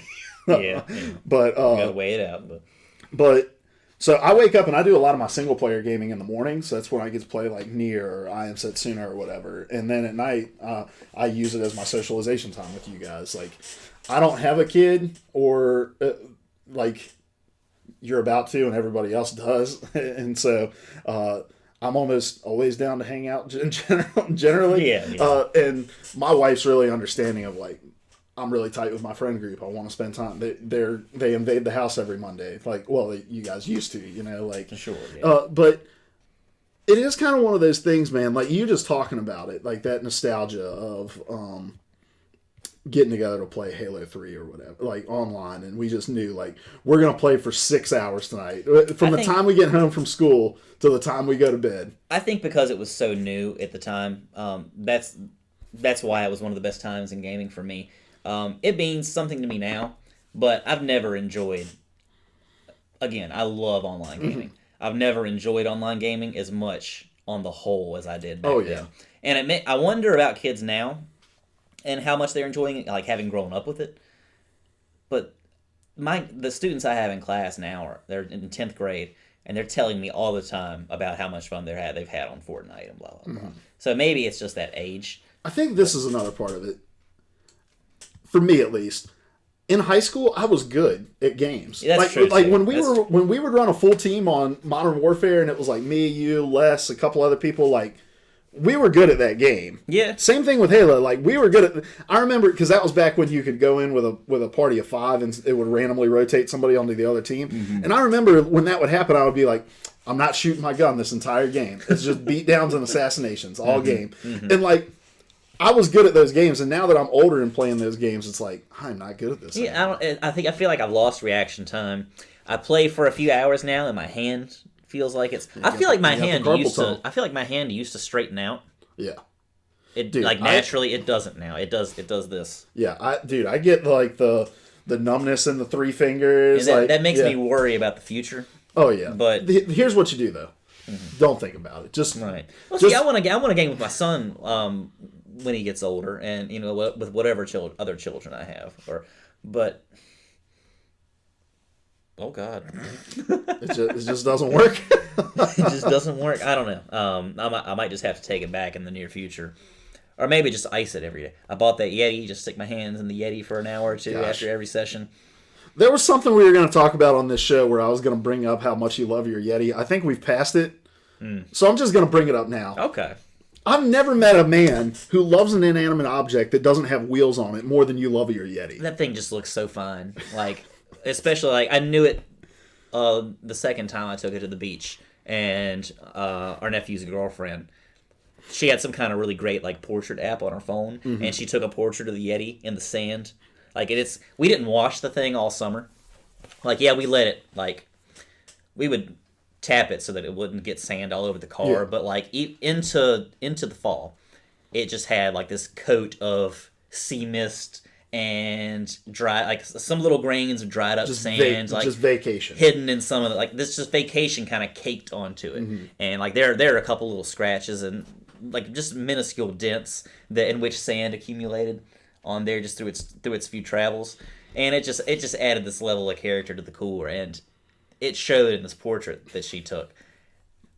I don't know why I don't have it on my phone, so like I didn't get her to send it to me or something, but I saw that and I was like, so fine. I just hope you love your son as much as you love that Yeti cooler. I might cushion it and like let him rest in it. Yeah. The cat loves it too. Yeah. Like if I leave it open to air it out or something, I'll pass by the kitchen and I'll see the cat just like chilling out in the cooler. Like you can just see her head above it. She looks over and she's like, well, it's a $300 box to her. So. Right. Yeah. Again, I don't know what it was I was going to bring that up, but I knew I wanted to bring up your love for your Yeti. So let's move on, Seth, because we're very long into this episode already. So let's move on to the news with podcast guys. First item on the list, Vivendi, the company that was buying a bunch of Ubisoft stock, and they were fearing a hostile takeover. All that's over. This is from Chris Pereira over at GameSpot. It says, in recent years, French media conglomerate Vivendi has acquired more and more stock in Ubisoft, fueling concerns that the company would eventually attempt a hostile takeover of the games publisher. Ubisoft and CEO Yves Guillemot have made it clear they oppose the moves, and now they've gotten precisely what they were seeking, a complete sell-off of Vivendi's Ubisoft stock. The news was shared today with Ubisoft saying it has reached an agreement for Vivendi to sell its entire stake in the publisher. The shares being sold will go to multiple sources. These are interesting. Okay. So the Guillemot brothers will acquire some. Ubisoft will initiate a buyback for some. The company will get 2 new long-term investors, and here they are. The Ontario Teachers Pension Plan and Tencent. And the latter is the massive Chinese company that also owns stakes in a variety of games companies, including Fortnite maker Epic. The acquisition by Tencent, which amounts to 5% of the company, is part of a new partnership meant to, quote, significantly accelerate the reach of Ubisoft's franchises in China in the coming years, end quote, according to a press release. Just going to read this quote and then we can talk about it. Quote, the evolution is... The evolution in our shareholding is great news for Ubisoft. This is according to Guillemot in the statement. Quote, it was made possible thanks to the outstanding execution of our strategy and the decisive support of Ubisoft talents, players, and shareholders. I would like to warmly thank them all. The investment for new long-term shareholders in Ubisoft demonstrates their trust in our future value creation potential, and Ubisoft's share buyback will be assertive. To all shareholders, finally, the new strategic partnership agreement we signed will enable Ubisoft to accelerate its development in China in the coming years and fully leverage a market with great potential. So, as a Ubisoft fan yourself with For Honor and the Assassin's Creed series, this is fantastic news, right? Yeah, I guess so. I think it's just about stability. You know, like, you don't want a company coming in and taking over... I don't know a ton about... You don't want some EA stuff going on with studios closing. Yeah. This, that, and the other. You want the studios that make the games that you love to keep being there. Exactly. And it's interesting on 2 fronts. The whole, like, the Ontario teachers' pension is interesting because it's like, you understand that that's really just like they're trying to pad that pension fund so that they know the money's going to be there. So they're going to be obviously interested in what the company is doing, but they're not going to have a ton of input as far as, like, the direction of games that they're making or whatever. Right. But Tencent is interesting because, I don't know if you know this, but China is like kind of opened up the floodgates to outside media, which has not been the case. So there's like a whole new gaming gold rush basically going on in China. And so I think this partnership, as was said in the quote, like they're going to be able to really leverage the opportunity in a way that's going to be super beneficial to them. This might be totally off topic, but I don't know if it is. Okay. We've got all this talk about gaming unions now going on. What if all these developers just go to China? We know that we have the Chinese making our iPhones, and for 100 hours a week, right? Whatever, not sleeping, not eating. They have nets outside the offices to catch jumpers. Are our games going to end up in China? Oh, no. Okay. No. But what you got to remember is, like, your iPhone, everything software related isn't developed in China. You know, like, that's developed by people in, San Francisco. Oh, that's like, true. That's true. But if it's an hours thing, I don't think that the developers of the iPhone are being overworked in the same way that the developers of games I don't know. I don't know. You don't hear about it as often. I don't think you hear about it as often, but I also think it's one of those like, if you don't see it, it's not there. If you don't talk about it, it's not there kind of thing. Yeah. And so I don't know if that culture exists within in the phones or whatever. But if it was a manufacturing thing, I mean, all that stuff, all your controllers, all your consoles, that's already there. You know, like. But when it comes to the development. And when you have as much money as is going into these games, like you're looking for quality talent, and that talent is produced, you know, in Silicon Valley, in Japan, in the places that we're getting software development now. And like, I don't necessarily see that changing, but having that market there that's going to be able to pour money back into your Ubisoft, you know, those big publishers, I think is only going to be good for gaming as a whole, because it just means there's more of a war chest for these companies to develop games out of. Right. So, all right, next item on the list, and I'm glad you're here for this, Seth, because you are an educator of sorts. Okay, that Kotaku article. Yeah, so this is over at Kotaku from Patricia Hernandez. I'm actually not going to read the article. I'm just going to... There's no need to, because the title says it all. Because teens and teachers say Fortnite Mobile is destroying some schools. That's the title. Walk me anecdotally through your experience with kids. So, since the release, like a week ago now, 2 weeks ago? Yeah, like 2 weeks ago. That's all like everybody does, and we talked about it a little bit over tequila and tacos yesterday. That's all anybody wants to do. There are 10th grade girls that I would never imagine have touched a controller that are playing Fortnite on their phones in any downtime that they have in class, and I don't know what it is, if it's just the nature of the battle royale mode, but everybody is doing it all the time. The article mentions like it dragging down schools' Wi-Fi, like to just like tortoise speeds, and just all kinds. No one can get anything done. I have people that are on the verge of failing sometimes because they played Fortnite the whole time that I was talking about what they need to do. I had to tell some guys finally today, like, either turn it off or flip your phone over and run the risk of losing the match, because you're not going to get... I'm detailing this project to you. Shut up and listen. Yeah. Right? Don't worry about Fortnite. You can play it. You'll probably have some time later in class. There is downtime at some point.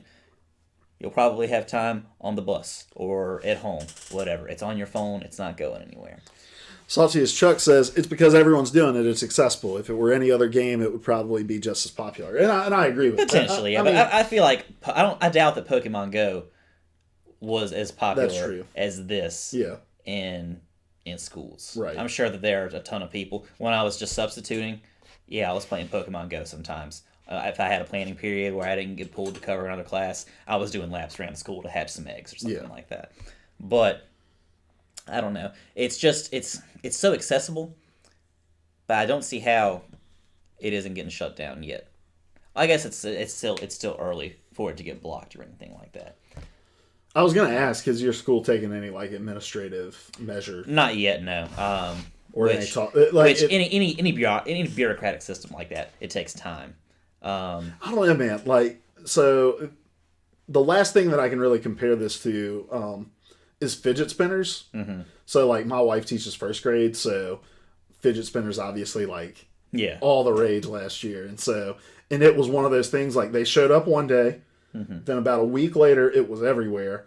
And a couple days after that, the principal was like, no more fidget spinners. If we see a fidget spinner, it's getting taken up. You know? I'm a little out of the loop being like, just jumping in there. I'm not in the feed, if you will. Yeah. But it could vary. I hope that it does get banned, because I don't mind kids being on their phones.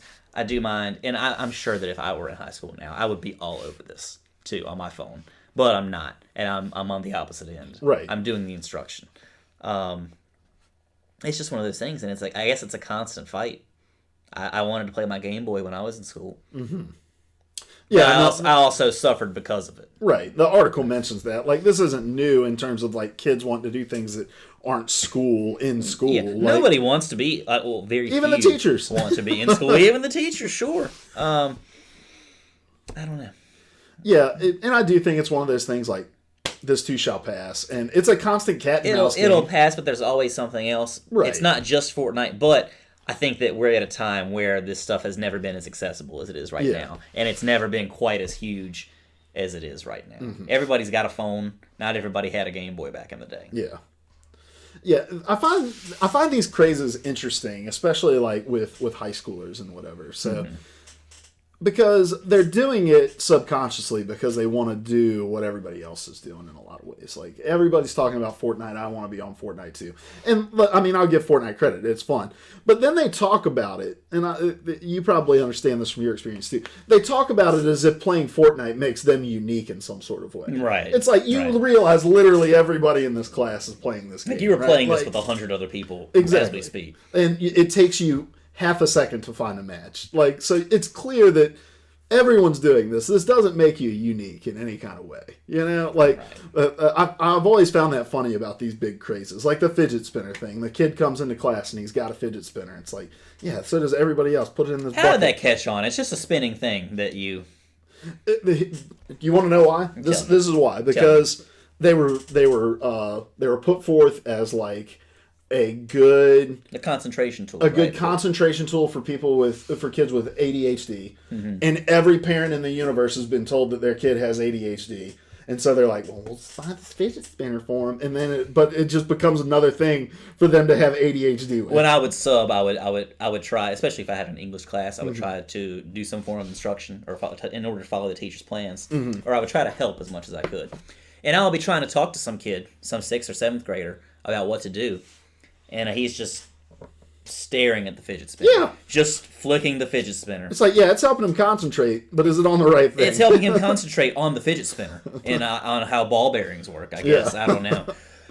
He's going to make a sick skateboard. It's like there are people that would... there are things that have to be done that I'm taking up for a grade right now. Do you want to get a good grade on this, or do you want to get a bad grade on this? Do you want to fail? Oh, they don't see the world like that.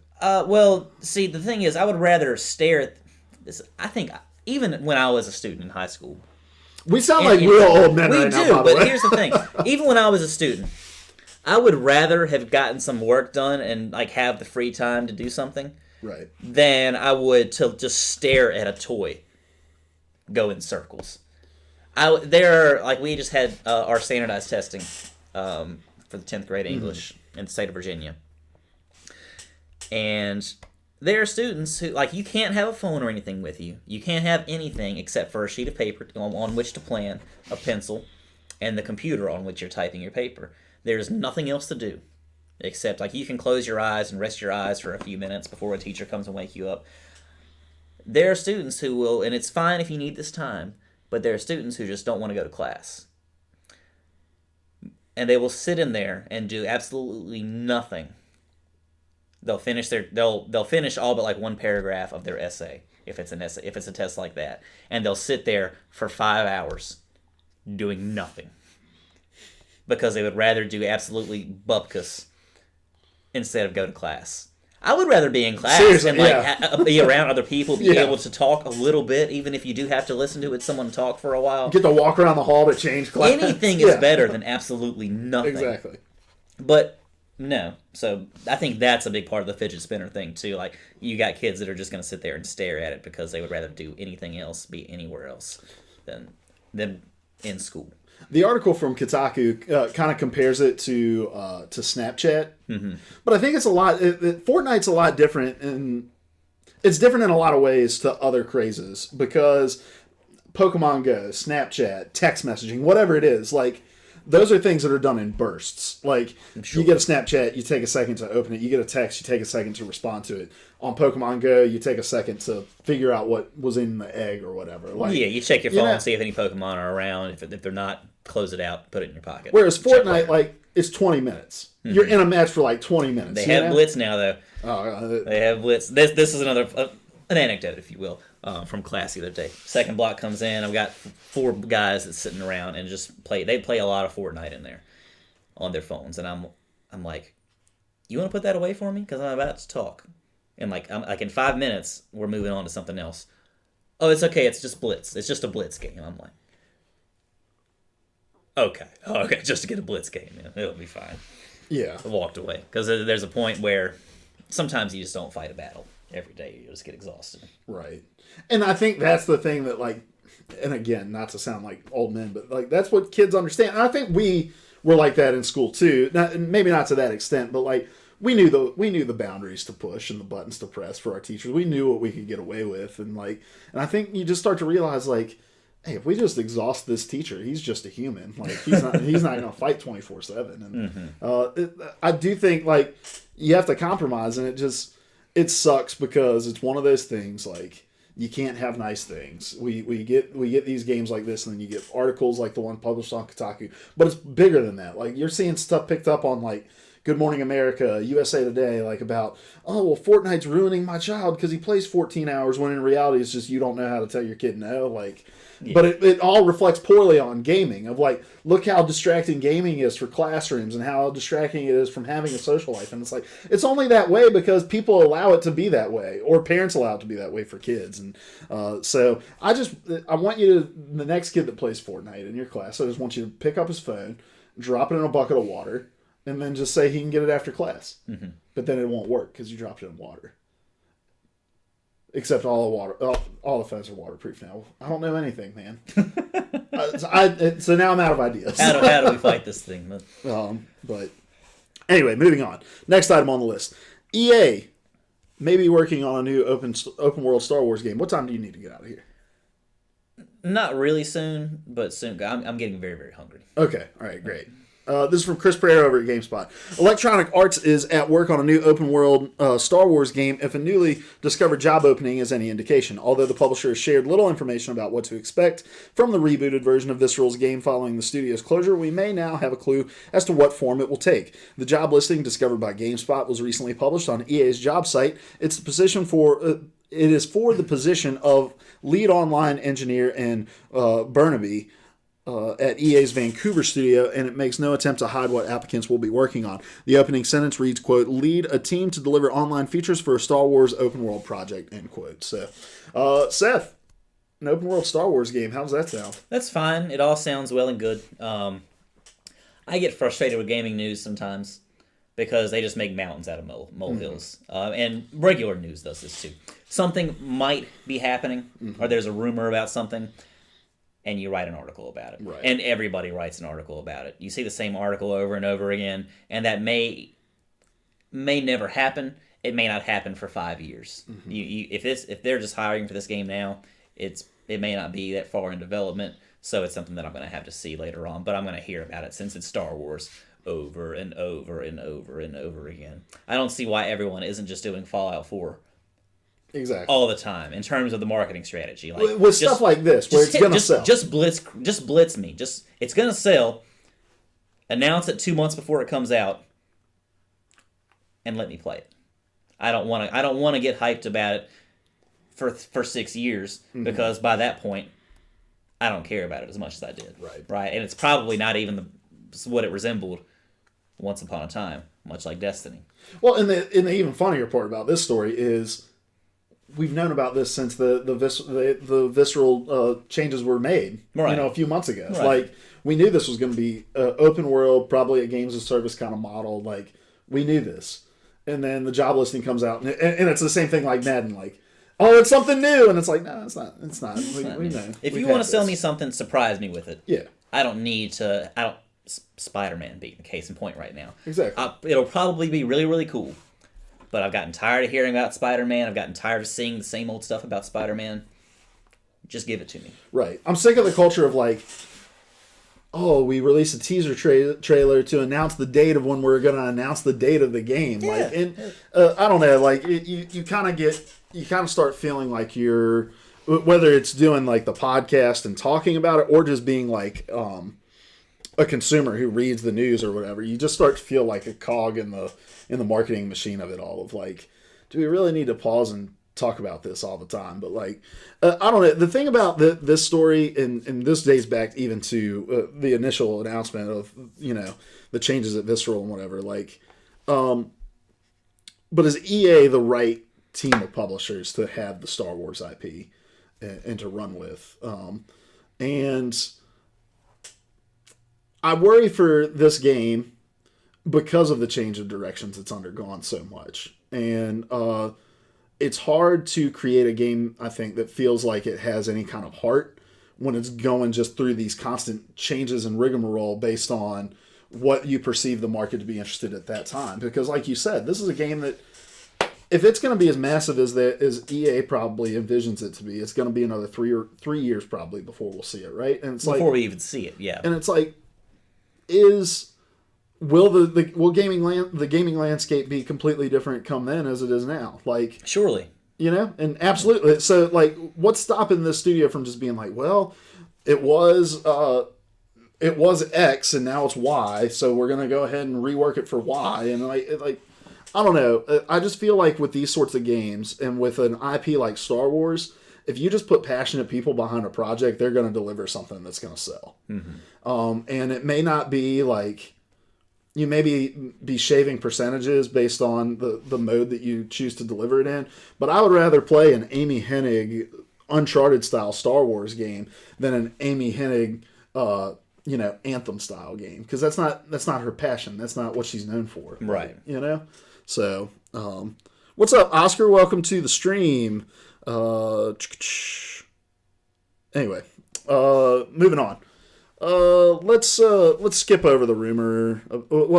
Assassin's Creed possibly taking place in ancient Greece. Thoughts on that? That's all well and fine. I feel like that's kind of half butting it, because you got a lot of Greece and Rome in Origins, right? You got Alexandria in there. Kind of like the whole colonial aspect of ancient Greece. It's there. A lot of the map was this Greco-Roman thing going on. So it'd be cool to see it, I think. Do I need a game as big as Origins? Might be cool, might not. I feel like it's to an extent it's been done. Yeah.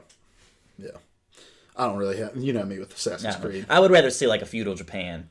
That's the thing. Like, I want to see something totally different, right? And they've touched on it with like the Russian and the Chinese and the Indian. But those have all been the Chronicles games. Yeah.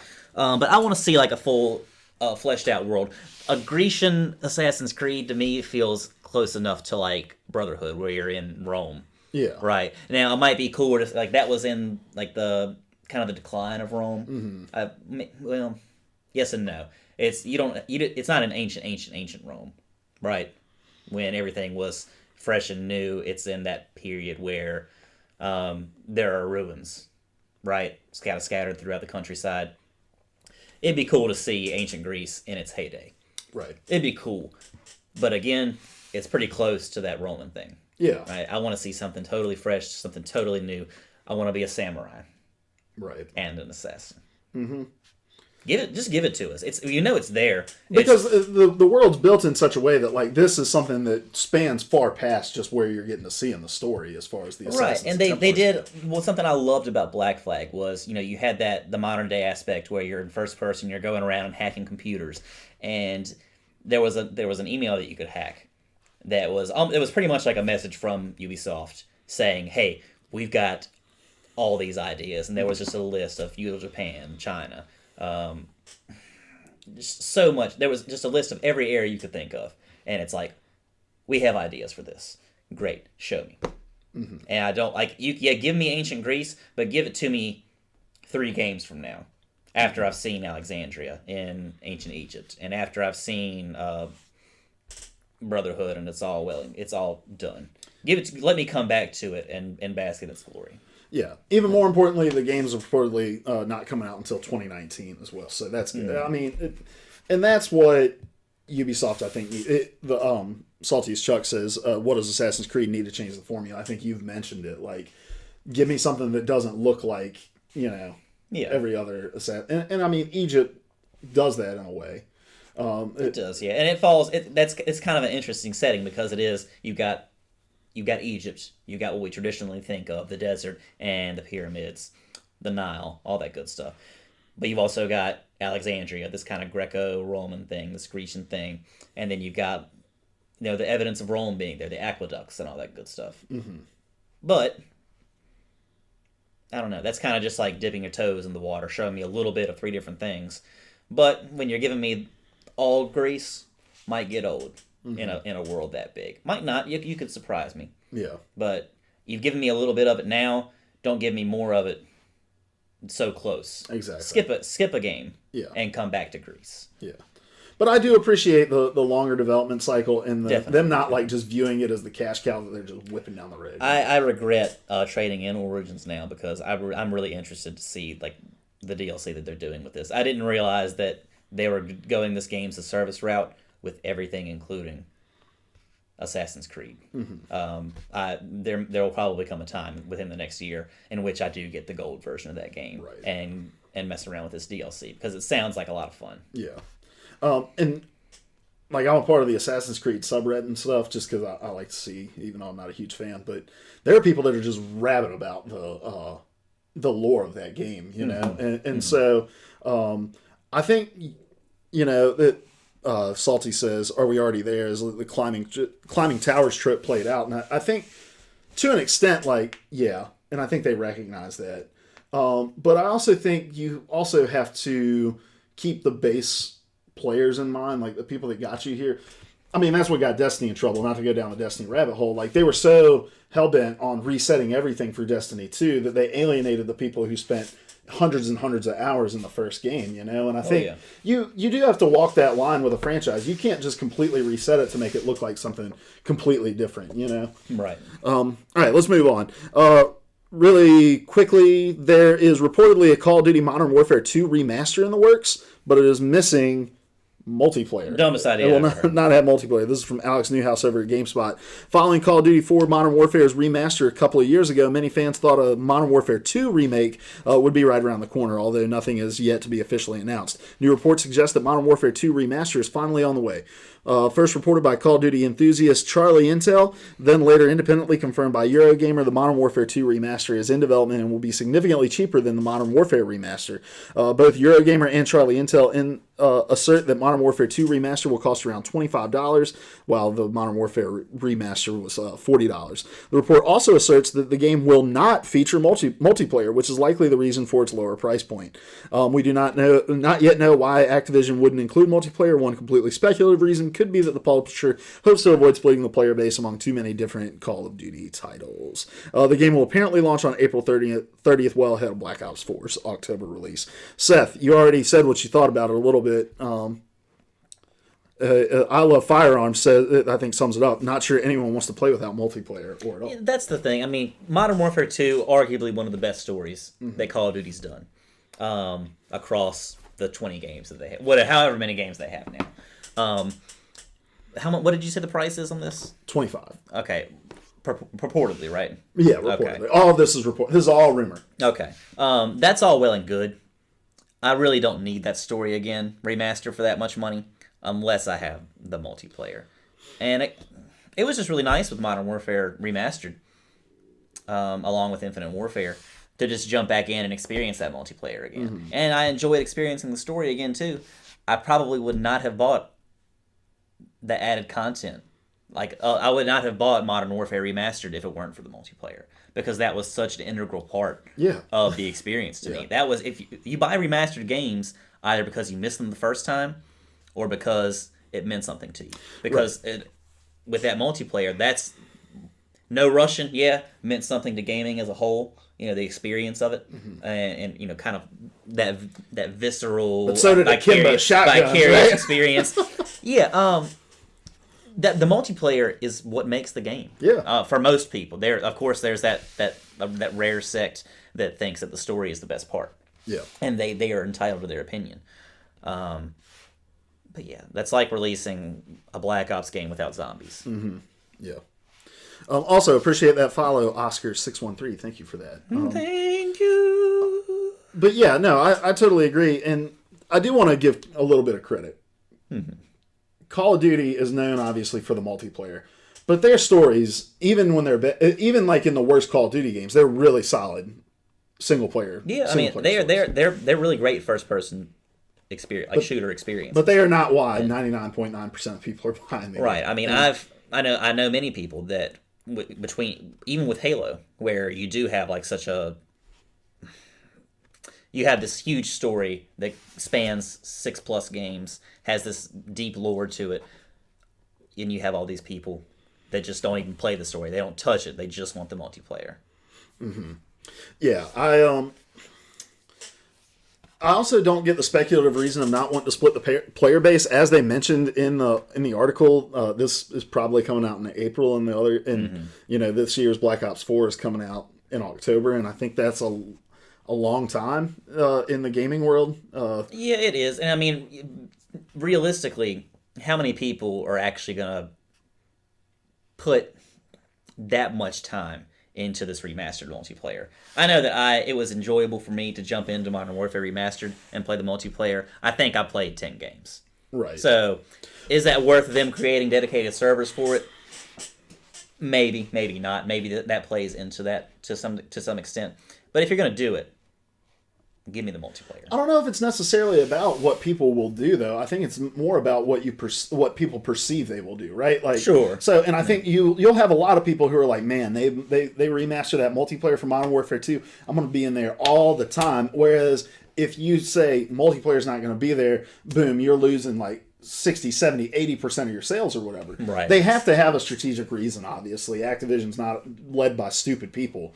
And maybe Infinite Warfare, despite its all of its problems as far as like the thumbs down on YouTube or whatever, or just the poor reception of that game, sold gangbusters. Still one of the best selling, if not the best selling game of the year, probably partly due to the Modern Warfare remaster. But so there's got to be some sort of heat mapping they've got of like, hey, it sold all this, but X amount % of that multiplayer stuff was Modern Warfare. And remember what Modern Warfare and Modern Warfare 2 didn't have, and that was loot boxes and the microtransaction economy that a Black Ops 4 or Infinite Warfare or whatever is going to have. And so you're not just losing out on a player base, you're losing out on potential income, because if you go try to retrofit microtransactions back into Modern Warfare 2, somebody's going to burn down Activision, right? Like, they're going to find everywhere Activision is and just burn it to the ground. Like, it would be a fire, and you just can't do that. So, there is a strategic reason, and I think that's it. Okay, we sold this many copies, but as far as the tail goes of us making money off of this title, we lost out on a lot of microtransaction income because so many people were playing the thing that didn't have that economy in it. Yeah. All right, let's move on, Seth. We're going to skip these last two stories to everybody's favorite segment, the random question of the week, for the month, for this week. Have you been keeping up with this Facebook Cambridge Analytica? To an extent, stuff? yeah. I'm aware that it's out there. It's just so much and so indicative of the world. Right. So basically, a recap is Facebook collects data from all of its users. Cambridge Analytica was a data analyst that was hired by the Trump campaign in 2016. They used this data to micro-target certain audiences. They were supposed to get rid of the data. They were supposed to get rid of it. And they did not. And they did not. They used it to spread fake news and serve ads, sponsored content to certain groups of people, and it's been a big hullabaloo. There was we're sorry or not, like a weird messaging from Zuckerberg. But my question to you, Seth, is how do you use social media, and is there anything that comes out that you would be like, okay, I'm severing my relationship? Here's the thing. I have been on the verge for years. Well, really for like 8 years, of getting rid of my Facebook. I only use it to, the only reason I still have it is because I haven't saved my photos from college, which is where most of those photos exist, just on Facebook. So I could save them and keep them and get rid of that problem. But also, it's a primary way for me of keeping in touch with the people from college that were from out of town, from faraway places, places that I can't get to very often. So that's one of the only ways that I have to really keep tabs on their life. It's just so much easier to scroll and see hey, Coop was at this place on this day. Good for you, Coop. Yeah. Good to see you doing your thing. That's really the main reason that I have it right now. But that being said, I've got his phone number. If I really want to, I'll just go the extra mile, call him, talk to him. I don't need to see that picture. If he wants me to see it, he can send it to me directly. Yeah. I've been on the verge for a long time. Now if they want my data, I have a smartphone. There are a million other ways that companies there was an interesting story actually that came out today about how Facebook is mining data from Android users, like text messages and stuff like that.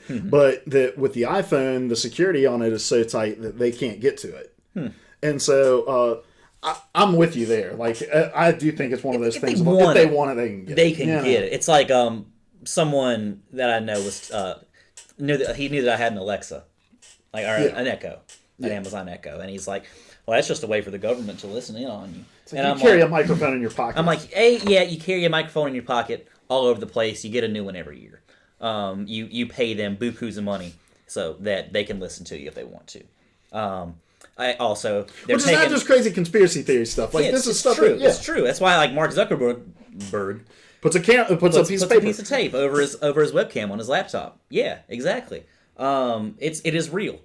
You're volunteering for this. Every time that you download a new app or do something like that, you sign over. You're signing over your rights. You're signing over your privacy to these companies so that they can use your data to sell to other companies to advertise to you. Which is why when you're talking about going to Boca Raton, you start getting served ads for Boca Raton. We were talking about it, and I had bought Bridget these Croc Gladiator sandals, like some real mom sandals, a few weeks ago. And I don't know if it was from talking about it or if it was from me looking at the sandals through my email and over our Wi-Fi and on the Crocs website. All of a sudden, for the first time ever, Bridget started getting Croc ads on Facebook, on her Facebook, on her phone. It is real. Yeah. I had never seen it that bad before. I'd never noticed it like that, but it's there. You're giving away your rights, and if the government wants to hear from you, wants to hear what you're saying, if they care enough about your conversations about whatever you're having in your life, they're gonna get it one way or the other. They'll park a van like in the '60s out in front of your house and listen to you if they want to. They can hear me all they want. I'm not doing anything bad. I don't know. So it's not really the breach or the invasion of privacy that bothers me, as much as it's just like the morality of the thing. How has it come to this? That being said, I want the technology enough to waive a few of those rights, as long as they're not selling my passwords, and as long as they're not deep dark webbing. Right. As long as it's not like ruining my credit or ruining my potential to get a job. Look, I'm tracking with you in a lot of those things, but it's mostly concessions, right? Like, I don't feel good about any of it. And I do think it's dangerous how kind of apathetic we've become towards all the data mining and just the micro targeting and all that sort of stuff. And look, I'm a small business owner, and even the level of data I can access about the people who come across our Facebook page or go to our website is kind of insane, just in terms of like the demographic information and stuff like that. That's at my fingertips to be able to know. Like, I can't tell exactly who's looking at my page, where I know there are companies with higher access that can. But we've made a lot of concessions about our privacy that should make us more uncomfortable than they do. And I understand the whole like, well, if I'm not doing anything illegal, I don't have anything to hide. But I think like about Watch Dogs 2. The whole story behind Watch Dogs 2 is that it's data mining for the purpose of like speculative arrests of like the people that do these certain things online are more likely to commit this kind of crime, and so we're going to go after them before we're going to preemptively arrest them, stuff like that. And that's dystopian, and it's but every year and with every story that comes out like that, it's like, maybe this isn't as unrealistic as... Yeah, I mean, there's a gray area, like in everything. There's a fine line between which something that we enjoy so much can come back to bite us. We're just starting dystopian fiction in my English class. Like, one class has 1984, one class has The Road, which isn't really dystopian so much as it is post-apocalyptic, but it's as close as I can get with what I have to staying on a theme. And then Fahrenheit 451. And I'm like, I had to do a journal today in which I'm like, so write about your perfect world, your utopia, quote unquote. Tell me about it. What would you require of your citizens if you're in charge? How do you enforce that? And then I had them write all the good stuff down. And then we talk about it a little bit, some examples. And then I'm like, all right, now tell me how it could go wrong. Mm-hmm. So you want to make everybody play sports to stay healthy and blah, blah, blah. What do you do with the people that refuse to play sports? What do you do with the people for which it has just no interest? Somebody was like, well, we just don't give them, like, maybe we link it to their jobs. Like, you have to play sports in order to make money. All right, cool. But what about the people that don't want to do it? Well, they're just hobos. They're just poor. Like, they won't succeed in life. All right, fine. What do you do when they fight you back? What do you do when they start robbing you? Right. Yeah. You push them down again, maybe they resist some more. And it's like it becomes this back and forth struggle. You have to think about that. Right. And at what point, if any, do we just say that this is too much, that this is enough? Right. Right.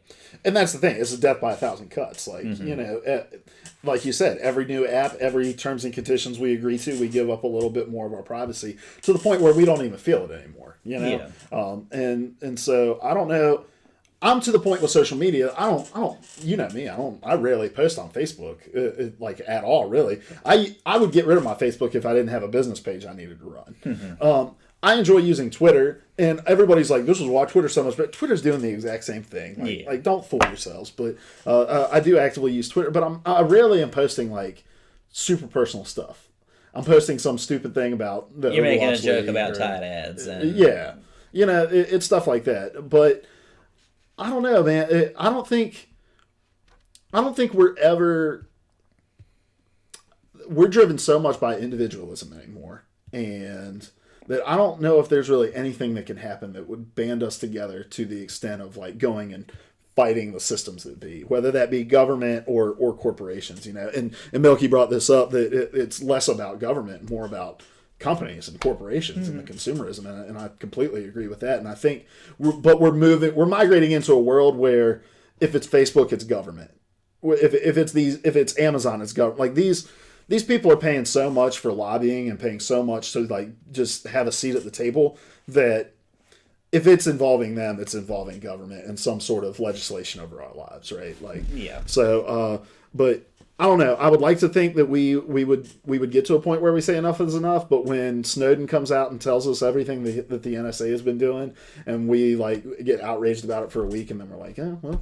And the thing about the Trump stuff is like Obama was doing the exact same stuff, right? Like, and he was praised for it. And I'm not comparing it 1-to-1 by any means, because a lot of what Trump did was based on fake news and propaganda and stuff like that. But I mean, in the sense of the way the data was used, Obama was doing the same thing. Like, and he was praised for it. Like, he's got this team of 20-somethings who just like understand the way the internet works, and that's how they're getting at people. And they're targeting on Facebook and Twitter, and they're using social media, like, and connecting with and inspiring voters who have otherwise been apathetic, right? Like, right. And I guess there's a good way and a bad way to use it, but the thing is it's just as easily poorly manipulated as it is like nobly used. Sure. But anyway, so like I said, I would delete it right now if I could, but I can't because legit, like, I would say probably 35% of our business comes through Facebook. Yeah. I consider it on a weekly basis. I just don't, because I do enjoy having it to scroll through when I'm on the toilet. But what do you see? You're seeing people sharing news stories. You're rarely seeing like glimpses of people's lives. It's like TV exists. I forget who said this. I don't know if I heard it on another podcast or what. It's not me. But TV exists to sell you Chevys, to sell you cars, to sell you whatever. That's the reason it's there. And then all the programming, as original and fun and cool as it may be, it wouldn't be there if it wasn't for the advertising, right? You don't have TV without advertising, except for Netflix. But there's something else going on with them. I don't. Yeah. So that's what Facebook is. That's what all these apps are doing. How are they making extra money? The advertising. Selling to you. Selling your data. They're making money hand over fist. They're selling the data from you to the companies, and the companies are advertising through them to you. Yeah. We're all just cogs in the machine, man. Cogs in the machine. Seth, let's get out of here. It's been like 2 hours. I love having you on the show because we just, we just get lost. Yeah, we meander. So, I love a good meander. Who are you? Where can we find you? Seth Martin on the PlayStation at Butzors, on the Xbox at Dongzors. It's DONGZORZ, Dongzors. And I don't know, honestly, how to tell you to find me on the Switch. Not that There's you a will friend anyway. code. but we're not going to give it to you. I'm Luke Croft. You can find me on Twitter at TK from Antioch. We're the Player 3 Podcast over here every Monday at 5 on twitch.tv/Player3 Podcast, iTunes, Podbean, Stitcher, YouTube. Drop us a comment, review, subscription, all those sorts of things. And I Love Firearms says, well, that was fun. We had a lot of fun with you. We appreciate you tuning in. Make sure to drop a follow so you know when we're live. We're also doing a lot of streaming over here, probably some Overwatch throughout this week. But outside of that, we're going to get out of here. Seth's going to get some food in his stomach. We are the Player 3 Podcast. Player 3 Podcast, yeah. P3P.